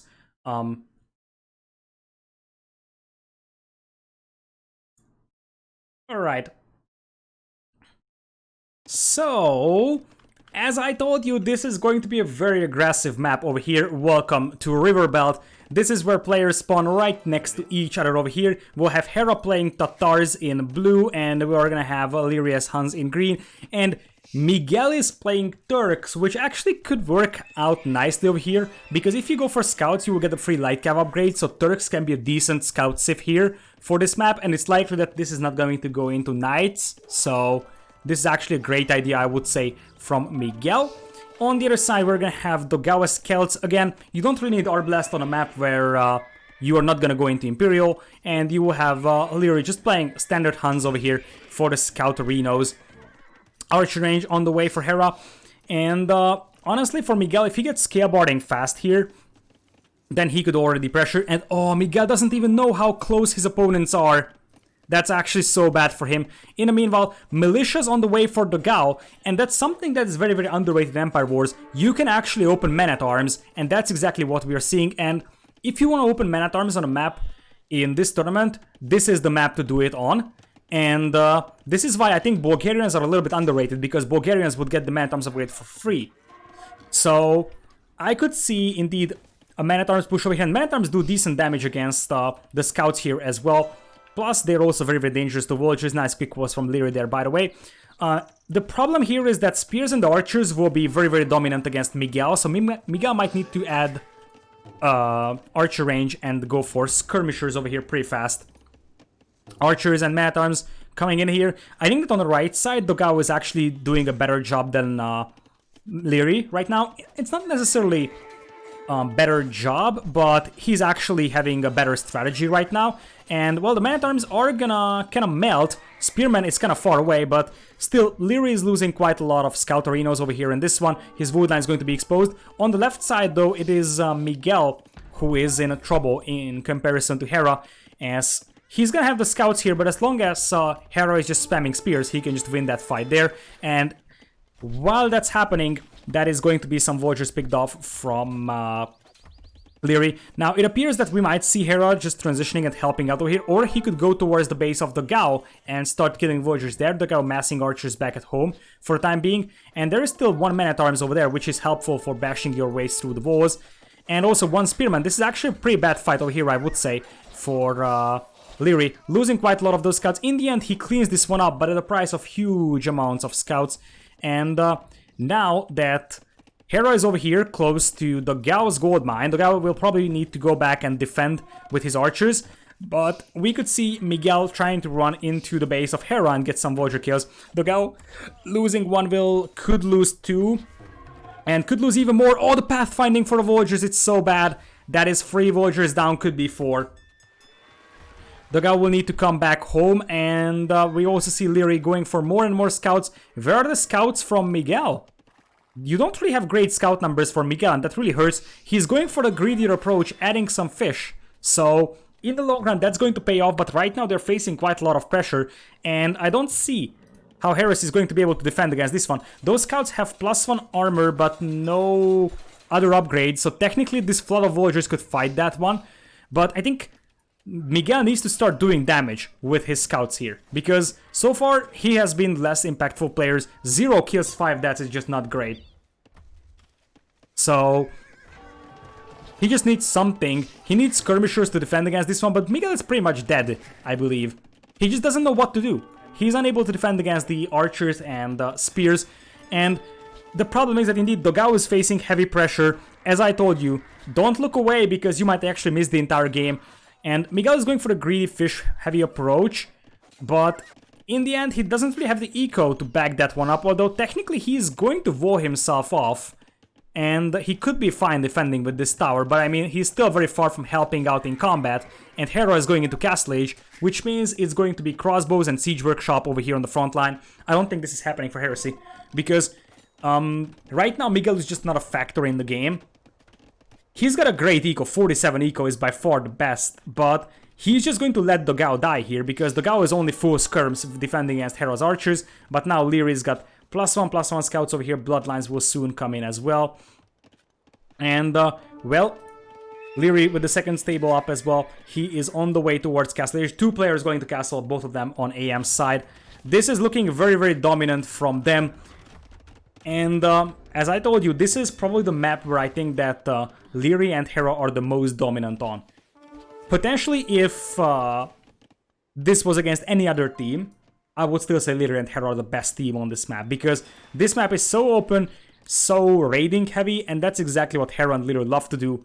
All the quick walls, all the raiding, all the vulture snipes is just so good for both of these players.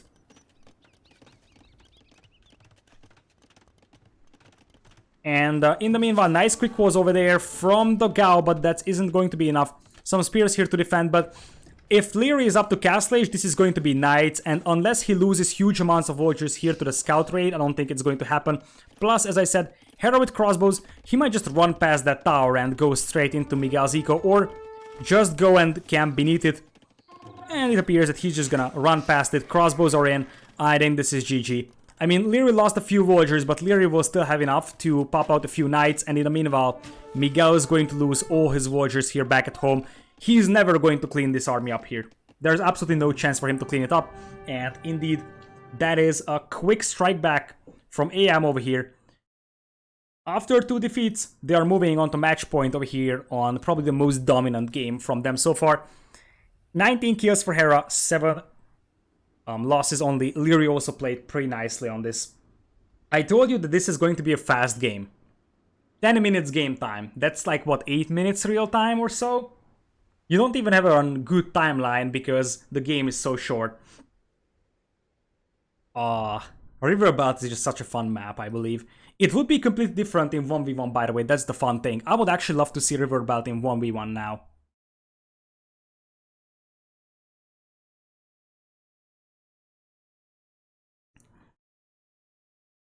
Alright.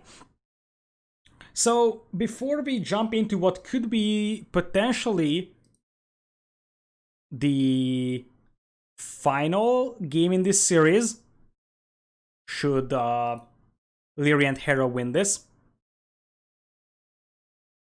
let's take a quick look at the statistics of the tournament so far. Would players spawn like this in 1v1 too? Nope. They would actually spawn on the opposite side of the pond, I believe. And this is why I'm saying that it would be completely different, and it would be a very, very fun map to take a look at. So, Golden Pit has Berbers by far as the most picked civilization, but if you just look at the overall civ stats, Berbers pretty solid in the tournament so far, 70% win rate. You have 80% for Malians as well, pretty sick as well. 75 for Indians, 64 for Huns as well, 71 for Lithuanians. Lowest win rates are Vikings, but they were only played once because they were banned most times, so this is probably the most misleading stat over here. Turks with 0% win rate now. And you also have Spanish at 25%. You have Portuguese 25%. Mongols at 25% as well. Malay at 14% is actually a very, very disappointing thing for for Malay. Also, Franks at 29% win rate is a little bit surprising as well. 0% for Cumans, 0% for Celts. Wait, no, 0% for... yeah, that's Cumans. 0% for Celts, Chinese also only 43%, and Britain's also pretty low, 33% only. So, some of these civs are definitely having some weird win rates, I would say. Yeah, Cumans are definitely pretty bad in Empire War setting. You just can't boom, basically. And we are going into Twin Puddles. That's going to be the final home map of Heresy over here. They still won this one, and going into the Civ draft for a moment to check out what's left for them. Huns and Tatars are gone. Other side, we have Celts and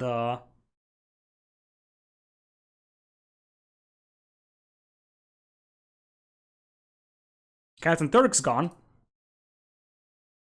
We are left with potentially Japanese and Spanish. I would actually recommend Spanish over here quite well, because there is not a lot of gold on this map, and the Spanish trade could help so much. So Spanish should be a must pick, I believe, alongside Japanese or Portuguese, I believe.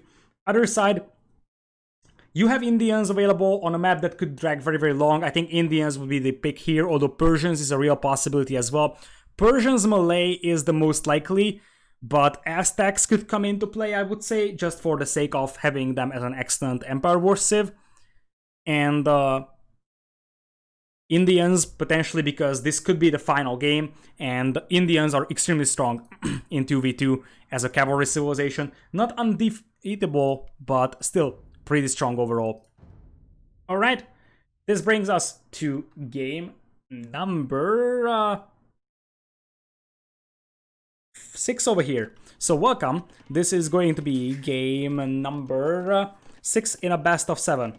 In between Miguel Dogao versus Liereyy and Hera. This is the Empire Wars Duo Semifinals, and we will be having Hera as Japanese in blue on the left. We're also gonna have Liereyy as Malians in green on the left, Dogao as Malay in yellow, and we're gonna have Persians for Miguel in red. So they will actually leave Indians for the final game, if there is going to be a final game over here. We will have Archer Civ opening here for Dogao with the Malay, which is pretty strong as well for fish booming, so you definitely need to make sure if you're Liereyy that Dogao doesn't have a safe fishing here in the long run. And Persians generally a good civilization for a map like this. Other side, the Japanese is pretty standard from Hera, and I'm very surprised at Malians. Malians are great as a hybrid map civilization.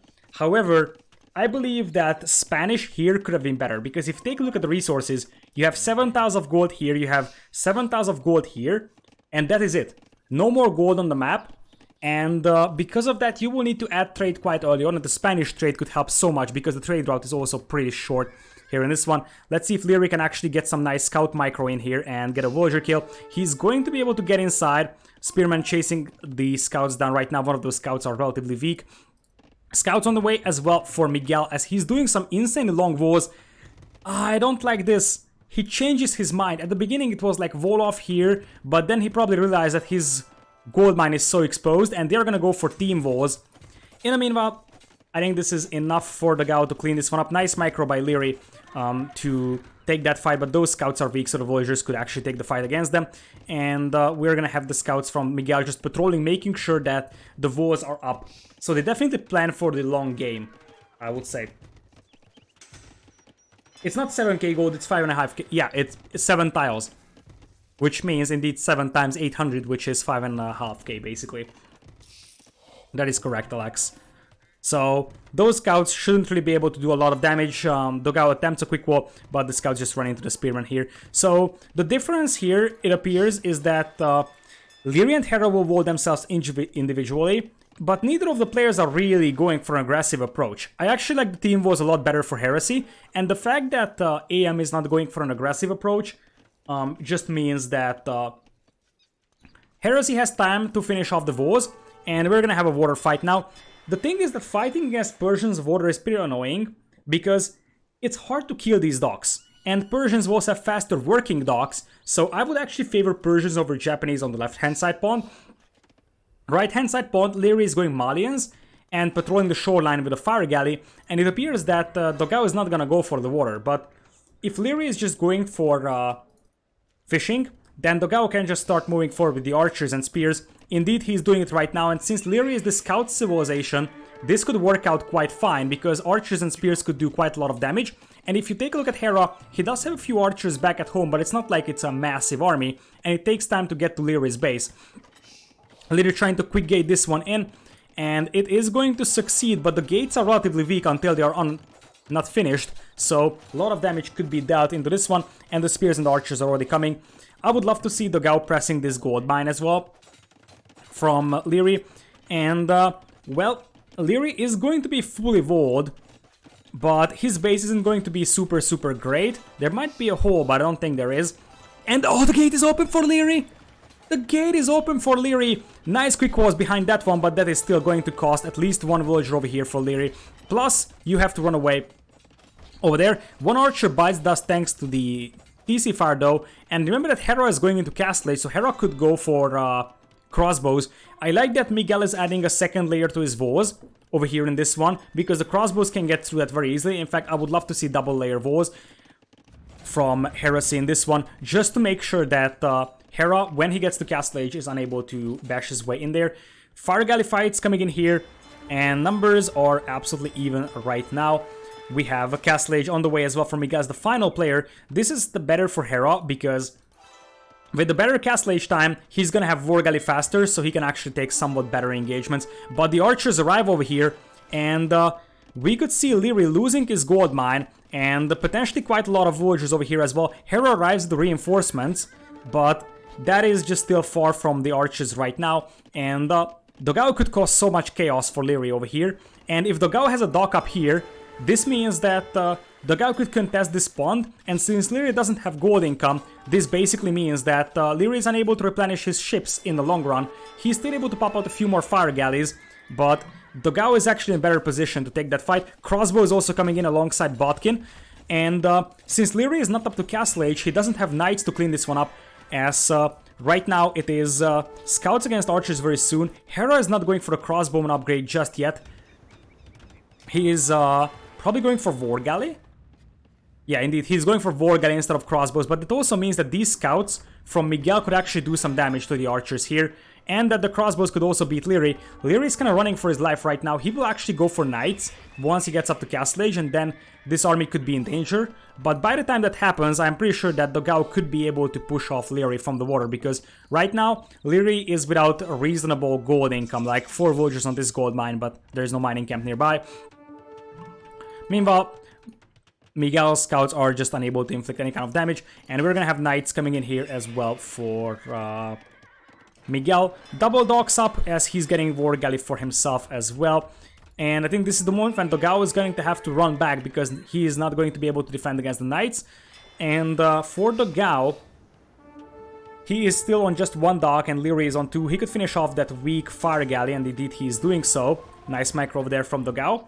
And the crossbows are still inside, more knights from Liereyy, but only +1 armor and no bloodlines. And we could also have a big fire ship fight over here on the left-hand side pond. We are gonna have Hera losing the majority of the fleet, but he might still have enough to win this fight. It's tough to call right now. Reinforcements are coming in from both sides, so it is going to be Miguel adding a few knights, but it's going to be mainly fire ships from him. And Dogao is going to pull his crossbows back now. He could just start killing the fishing ship of his opponent here. Indeed, that is exactly what he's gonna do. Just camp down the dock and pick off the fishing ships that way. It's free villager kills, basically. Just like you would kill villagers, this is actually excellent as a raiding. And, well, Dogao is doing a decent job fighting on the water. On the left side, it appears that Hera is winning water, but it just takes 1 demo ship to sink the fleet of Hera.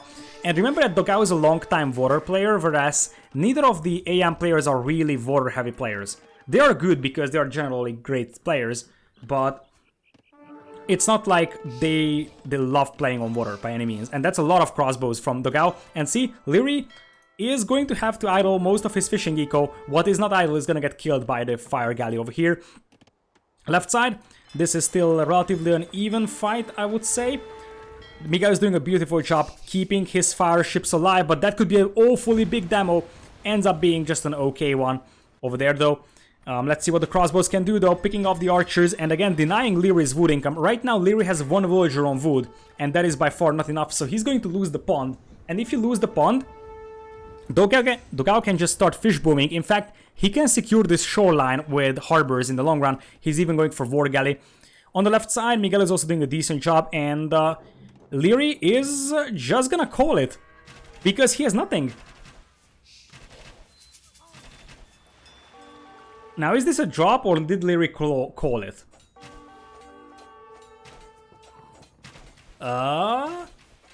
Hera is still in the game. But I guess, yeah, like, Liereyy doesn't really have a great eco here. I'm not sure what's happening, to be honest. I'm really not sure what's happening here. Okay. So we are gonna have a GG over here from Hera as well. And, well, that is an even series. This is not a disconnect, Liereyy just called it, and it's not necessarily a bad GG. I mean, think about it this way. He lost the pond over here. He had 0 wood and gold income because this was idle, and he was just making this TC. And on the left side, if you take a look at Hera's fleet, that's actually a beautiful image of a demo just exploding. And, well, the pawns are lost on the left side, 4 AM. And if you take a look at Dogao and Miguel, this was actually better combined compared to Liereyy and Hera. Even though Liereyy was pretty low in villager count, some of it was only killed after he resigned though. And Hera, with 69 villagers, he actually had a good eco, but didn't really have an army. Hera has 2 military here. I think that's why the GG was called, right? So, sure, Liereyy still has a lot of stuff over here, but what is going to happen is that Dogao is just going to keep harassing you with crossbows because there is nothing that Hera can use to defend with, and you could also just see Miguel pushing for the few knights and starting to, you know, threaten these villagers. So, we are actually at an even series over here.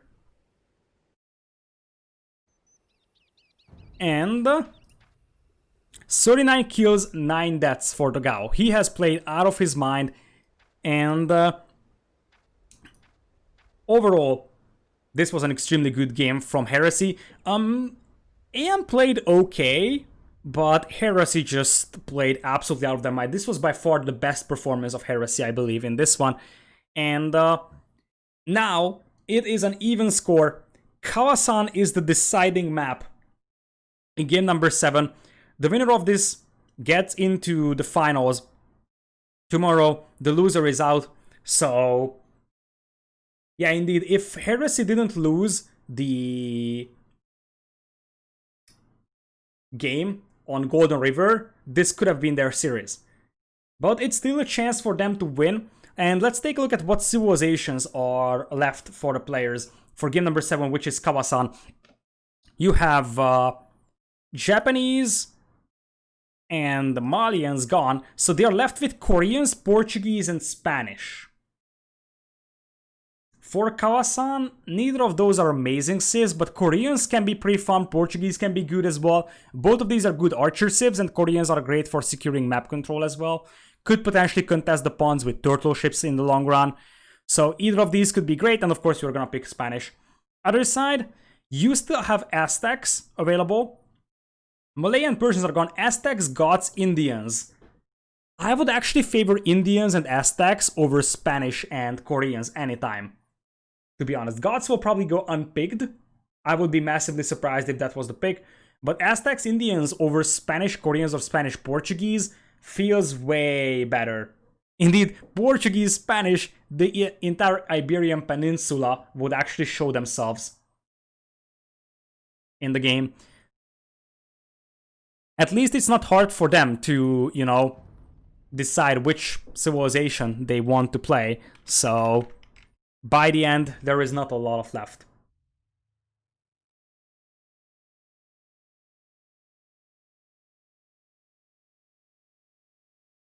Alright. So, with that in mind,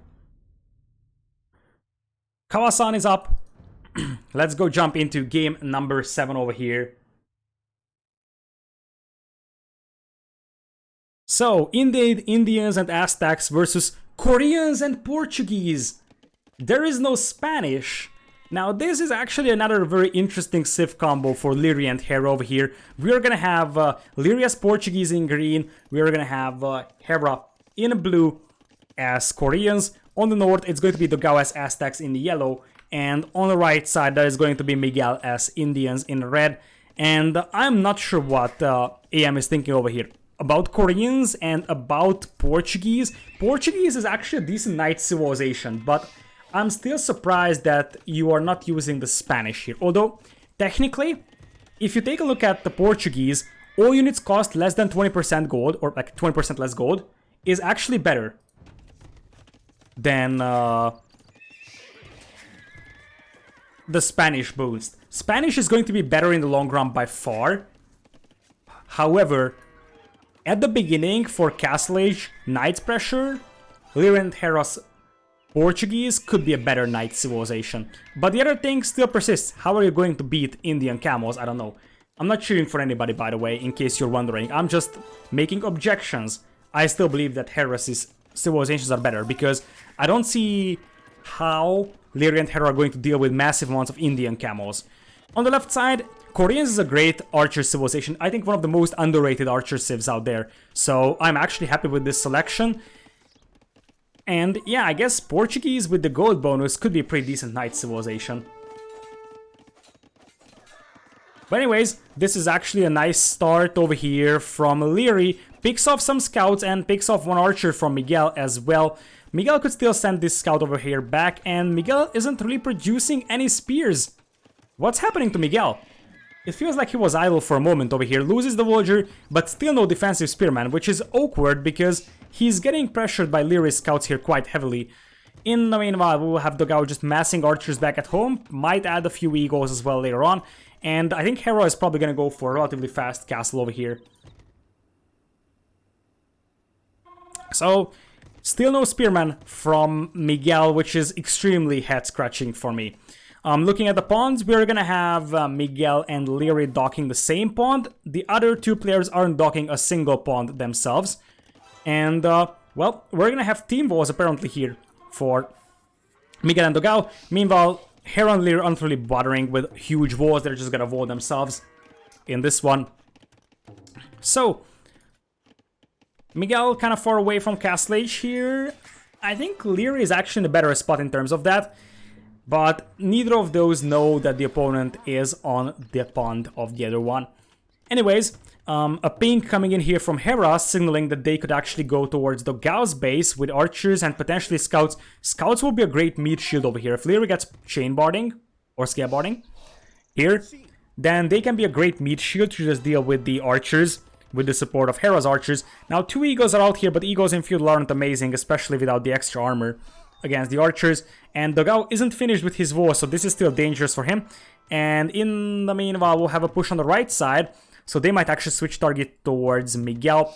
Miguel's scouts are missing all upgrades, as we're gonna have a dog coming up here at the back for Miguel. Fire galley on the way for Liereyy on the right side, which means that he could sink Miguel's fishing eco. Miguel is going on double stables. I definitely think that in Feudal Age, the civilizations for Liereyy and Hera might be slightly better. But in Castle Age, you are going to need something to deal with those Indian camels, which could be monks at the beginning, but what happens if there is huge amount of those camels? I don't know. Anyways, Miguel is going to lose quite a lot of his fishing eco over here. In fact, he's going to lose the entire thing. Nice micro over there. Hera snipes the spearman, and that means that Lierey's scouts will have the chance to bash their way into the base of Miguel. There is a need for the archers of Dogao. Dogao is coming in here as well. Miguel is the only player who hasn't clicked up, and that's actually super weird. Miguel hasn't clicked up, and he's very far from clicking up, but he's gonna have bloodlines, he's gonna have +1 armor, and if they take this fight here, they can actually kill Hera's archers before they upgrade to crossbows. And remember the Cape of Storms game? It was the same thing. Hera's archers got killed before upgrades, and that could be pretty devastating, I would say, because those bloodline scouts are pretty damn strong. Indeed, right now, Hera is just trying to pick off as many archers as he can as a trade, but that is just not gonna happen. That was a great fight for the Brazilians. Now you can send all those scouts to try and get some damage done on the eco, which is not really going to happen. Although technically Liereyy is open from the left, so they can just run in there, but apparently they're gonna go focus on the face of Liereyy here. H2O thanks for gift sub, by the way, welcome, welcome. The concern here is that Liereyy is going to be up to Castle Age, and the Castle Age Knights will just easily destroy the scouts here from Miguel. So I still don't like this from Heresy. The fact that Miguel is still very, very far from Castle Age is extremely disturbing to me. I mean, they need the camels, because otherwise they're gonna get overrun by knights. Early tumbling coming in here for Hera. He's going for the probably fast ballistics tumbling type of an approach. Indeed, there is University as well for him. And the only thing I can imagine right now is that maybe Miguel is a slinging, but nope, he has quite a lot of resources in the bank, so this is not a sling from Miguel to Dogao. This is actually legit Castle Age time over here for him. He tried to mass a few ships over here to take this fight. What you can do is pop out one fire galley, draw away the fire galleys of Liereyy, so they actually get grouped up, and then you can unleash the demo. But I'm not sure if Miguel is going to do that. In fact, he's going to eject all of his ships in a matter of seconds. Indeed, he's trying to group up, and that's actually a nice demo. That was actually a pretty nice demo, but I don't think it's enough. I think that Miguel should just give up on that pawn right now. Vice-link with Indian? I don't know, man. I don't think it's a good idea, but you never know what the pros think. Anyways, Ballistics is on the way for both players, both Hera and Dogao. +1 armor on Dogao's side, +1 as well on Hera's side. Hera has better numbers, and even more notably, Hera has Thumbring.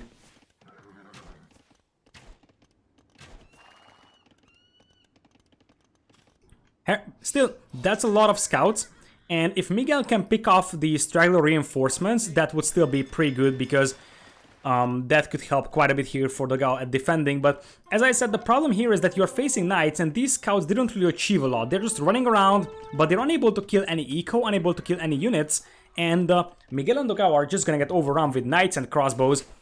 And it's going to be similar to the first game, where Liereyy and Hera are just going to overrun Dogao, because Miguel's army is just not suitable for helping right now. Now, if those scouts get into the eco of Liereyy, things could be a little bit more problematic, but I feel like it was a huge problem for Heresy that Miguel's castle is just this delayed. Now, Dogao is forced off from gold, and this means he cannot replenish his archers. In fact, the closest gold mine he has is over here. So, I don't like this at all for Heresy. That super late castle age time is extremely problematic. Dogao is losing villagers quite badly, but there is an overchop from Hera! What a disaster! No way! Look at that! Look at that, an overchop from Hera. And in the meanwhile, we still have no monastery in the middle, and Hera drops down to 41 villagers, 39. It is... Oh man. It's even a pause.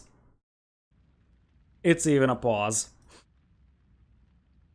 Now we have Hera in trouble, I would say. Because if Hera doesn't have the archers, there is no way they deal with the camels, and Miguel's camels could just easily overrun the...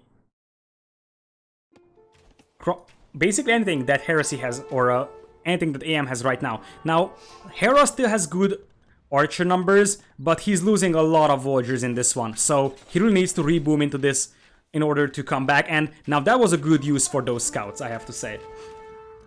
Such tactical pause allowed. I'm not sure why the pause was there. Technically, any type of pause is allowed because, you know, there could be any type of real life thing with the players, so it might not even be a pause from AM. Anyways, I mean, Hera lost a lot, but he hasn't lost everything.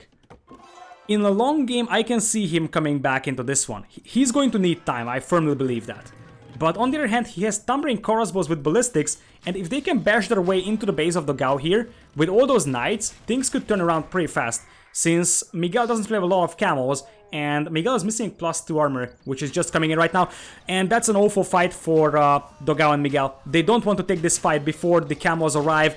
This is the perfect scenario for Hera and Liereyy, because they're going to kill the crossbows before the camels arrive, and sacrifice the knights to kill the crossbows, and now Hera's crossbows will be enough to deal with the camels, because those camels don't really have a base damage output that's very high, so the crossbows will deal decent damage to them, and you can see that in the end, we're going to be left with Dogao having 23 idols, Hera is coming back into this one slowly, booming back, and in the meanwhile, Miguel lost all of his camels, and Liereyy is at 66 eco, booming on this pond like a madman, and he's gonna have more and more knights coming up here. Still, Hera is going to need another TC to potentially keep adding villagers, or he could just do what Liereyy did in the previous games and go for kind of a Castle Age crossbow all-in over here in this one, because he doesn't really need a lot of eco, especially with Koreans, because of the wood bonus, to get the crossbows out. He could just, you know, play for the short game and go for the fast crossbows over here and then just overrun the opponent. That's a lot of camels that's gonna be picked off here. That's an awful fight again for Miguel. He's going to lose potentially at least a camel, but that's definitely not great. And as I said, the biggest thing right now, I believe, is that Liereyy is at 71 villagers. Now, Dogao and Miguel are 66 and 62 respectively, so Hera is still behind in terms of villager count, but the longer the game drags, the better the chances are for AM, because in the long run, Hera can actually reboom quite nicely. He's still playing with 1 TC though. We could see a 1 TC Imperial from him though, and that would actually compensate for all the villager losses. Because with a 1 TC Imp, we could see fast Arbalest, and then that's not something that you can stop here very, very easily. I like that the Knights are just kind of blocking the camels from engaging over here, and everybody is just zigzagging here. In the long game, what do they do against Indian camels? I think that halberdiers here can work because the map has very narrow choke points, so the lack of mobility isn't really a major concern. But yeah, I do agree that Indian camels could be a long time problem, but it's actually an okay fight, I would say, for AM over here as well. Taking the hill and taking the fight against those camels, and the majority of the camels are dead. The camels will not get a good surround here, surrounded by the berries, and you probably want to fire down hills to those crossbows right now. +2 armor is there for Dogao, no +2 just yet for Hera, but Hera is just spamming other crossbows like a madman, indeed, going for a Castle Age all-in. And in the meanwhile, Dogao is trying to drop a TC over here, another pause from whichever player is pausing right now, and Liereyy is also going for 4 stable Knights. By the way, Liereyy is going to start picking up these relics over here, which is going to be pretty influential. In fact, Liereyy already has 2 relics here, and it's not in the middle, it's back at home. Which means that these relics will be pretty safe. Hera's at 47 vills. But as I said, he's got a good army, and he's got a relatively cheap army to produce. So I think that Hera can still come back into this game. He's definitely behind compared to the other players, but he has his chance to climb back into this game, I'm pretty sure. And I feel like he doesn't need to have the best eco if they go for a relatively fast Imperial for Hera and go for Arbalest and finish the game off that way. Because that would be a great idea, honestly. What do you think about Dogao mixing in a Mangonel? Honestly, could work, but these players are good enough to just have Liereyy snipe it down. So I am pretty sure that Liereyy would just snipe down the Mangonels from Dogao anyways.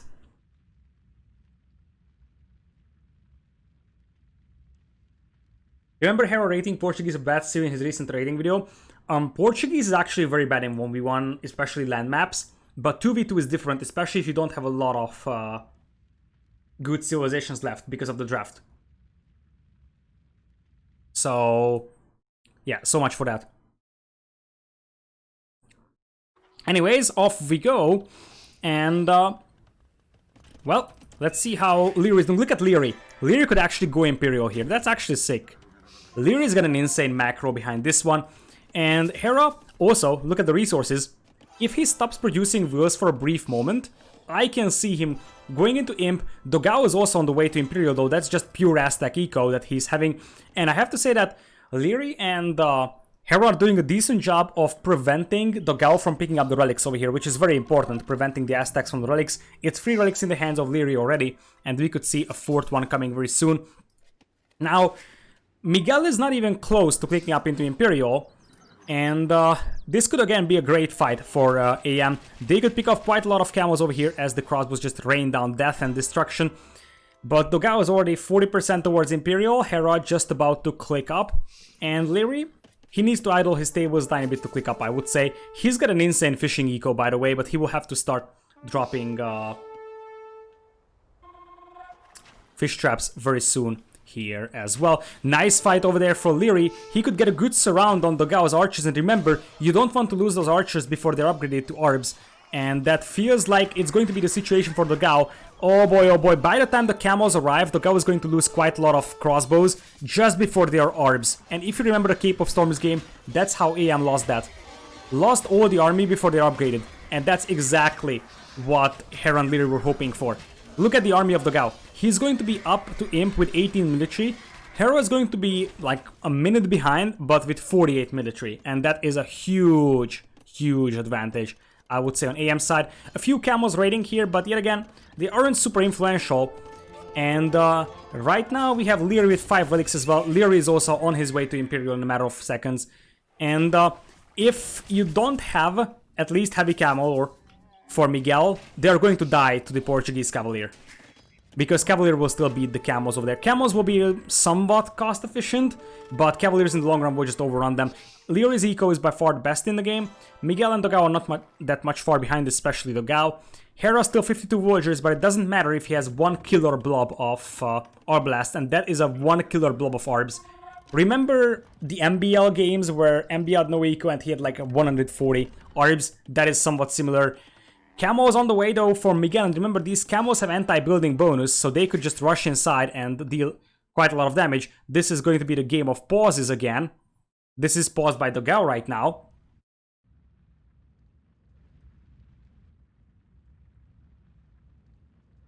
And, well, what now? For Miguel and Dogao, I don't know, because, okay, we have the games continuing. Because Hera's gonna have 58 Arbs. How do you even stop this? Now, Dogao is up to Imperial, so now it is Hera's turn not to lose all those crossbows, because if he loses those, then he's going to be the one losing the game. And that's a killer blob of Arbs, but only 37. Hera's gonna have 60. The thing is, however, that Dogao has a way better eco to replenish his Arblast numbers compared to Hera. So that could actually come into play here as well. And indeed, Dogao is moving straight towards the base of Hera. We could see Miguel trying to bash down the archer ranges here with the camels and the support of the Arbs. Right now, Hera is just dragging this out as much as possible. Miguel will try to cut off the escape path as Hera is just running further and further back to his base. On the right side, we will have Liereyy slowly adding the fish traps, and we also have a fishing eco from Miguel. Hera is still at 49 villagers, which is disturbingly low, but we have Imp on the way for Liereyy, and 2 Imp players against 1 might be enough to do the job. So that is going to be a lot of Cavaliers with +2/+2 at minimum. And now, Hera's gonna have the Arbs. Chemistry is on the way as well, only +1 armor for Hera's Arbs, +2 for Dogao. But now Hera can go for the fight here. And let's see if Dogao's gonna take the hill to take this fight. I wonder if Heresy is going to be hesitant enough to take these fights, just like it was the case in the Golden Pit game. Because right now, that's a big blob of units from Hera. Nice juking around here from Miguel, but Miguel is still very far from Imperial. And Liereyy is hitting Imp right now, meaning that Cavaliers could arrive any moment. Indeed, Cavalier and Plate Barding on the way. We're gonna have Arbs exchanging arrow fire over here. +2 armor is on the way for Hera, so he's waiting for that to happen. And Liereyy will still need to save his knights for a brief moment. Arbs will actually be in better quantity for Hera over here though, so he can actually take this fight. Nice micro from Dogao over there, jumping around in front. And in the meanwhile, Miguel will try to take this fight against the TC, but this is good for Liereyy because all he needs is just to keep these knights alive until upgraded to Cavalier. And a big shootout in the middle. Hera is able to keep up with the production for now, but I'm not sure how long that's going to be because Hera has 2 villagers on wood. Hera has 2 wheels on wood, and this is one final fight here for Hera basically. His eco is in absolute ruins. Liereyy could potentially sneak some resources, but Liereyy is also taking this fight before Cavalier kicks in, even though he has +4 armor now. I think this is Lierey's time to carry because Hera is in a very bad spot. He has 2 villagers on wood. He has 30 on gold in return. Did he accidentally double click all his villagers or what? He is going to be playing basically without food income, so just like Liereyy did. And he's gonna drop a castle in the middle, and getting the castle in the middle is extremely important. Now those Castle Age camels will melt to the Arbs, and this is why the late Imperial for Miguel could actually hurt quite badly because it's 2 Imp players against 1 Imp player. And I think this castle is gonna go up, which means that the trap fight should be in the favor of Hera with the hill control. And also, by the way, Portuguese have great bombard cannons to play around with. This is going to be Cavaliers for Liereyy over here with +4/+4, and if they can get a good surround on the Arbs, this game might just be over. Coinage on the way, and we will have trade being set up very soon, I believe, for both teams. Still, Cavaliers return back home for now, and it appears that the more defensive castle is going to be dropped. But that's a lot of Arbs from Hera, and Dogao's Arbs are very far away from helping, And this is perfect. You cut off the 2 players with the Cavaliers, because Dogao's orbs will be cut off by these Cavaliers, and you just push forward with the orbs. That's exactly what should happen. So when Dogao goes into the open field here, Liereyy needs to turn back and unleash the Cavaliers and get a good surround, finish off that army. And even though Miguel is going into Imperial, I'm not sure how much he's gonna be left with. Because, well, indeed, those are the orbs, and those are in the middle of nowhere. They are in the middle of nowhere, and the Cavaliers could just get a great surround. And in the meanwhile, as I said, Hera is just adding more and more Orb Blast. Not great eco, but they don't even need great eco. Nice micro over there. Getting the camos out, but the camos are still not upgraded, so it's Castle Age camos against all the imp units out here, and nice micro over there from Hera to pick off all the orbs and all the camos, more importantly, because you want to kill the camos first so the Cavaliers have a free way to slaughter the orbs. I'm pretty sure that Liereyy and Hera will fall back here, but this is the moment where you can just use those Cavaliers from Liereyy to rush into the base of Miguel. Miguel is at 60% towards Imperial, but only 3 military. His eco is still good behind this one, though. Both Heresy players have good ecos, whereas for AM, Hera's eco is still disturbingly low, but things could change very soon, because indeed Liereyy is just going to send all his Cavalier into the base of Miguel. Miguel does have a few camos, but they are not really going to hold on for long against this one. Traps are set up by Hera, and he is still holding the middle. He could actually go for the berries, which would be a great idea, because then he doesn't need to seed as many farms. And when his eco is weak, that's actually one thing that's beautiful. Miguel is dropping in villager count quite massively, and ideally you want to have your cavalry civ with great villager numbers. So it's better to have the cavalry player with more villagers rather than the archer player. So the situation now is better for AM because they have the cavalry player out there. Heavy camo is just coming in, but I mean, by the time that arrives, there's going to be no camos here for Miguel to play with. Dogao could actually sling, though, and that could be something to consider. Garland Wars for Dogao. Garland Wars into what? There is not even a single Brax for Eagles. Why Garland Wars? Oh no, don't tell me. I think Dogao wanted Atlatl. Dogao misclicked the unique tech. That's the only reasonable explanation. Because he's adding more and more skirms. There is not even a single Brax. He went for Garland Wars instead of Atlatl. And Garland Wars is a very expensive upgrade. It's like, what, 800 food, 500 gold. Completely worthless over there. Oh man, even Atlatl wouldn't have saved this situation now. But that is just a very ugly way to finish the game. He misclicked the unique tech. And with that, they're just gonna get steamrolled. But I think what mattered is this. Look at all the green inside Miguel's base. And with that, Heresy is out, but they actually made this super competitive. A nail-biter until the end. When Hera lost that many villagers, I thought that Hera and Liereyy might just call a GG over there. Hera, 234 kills, 127 deaths. He has played out of his mind in this one. And both of them were pretty insane overall in this over the course of this game. 5 relics for Liereyy playing for the price.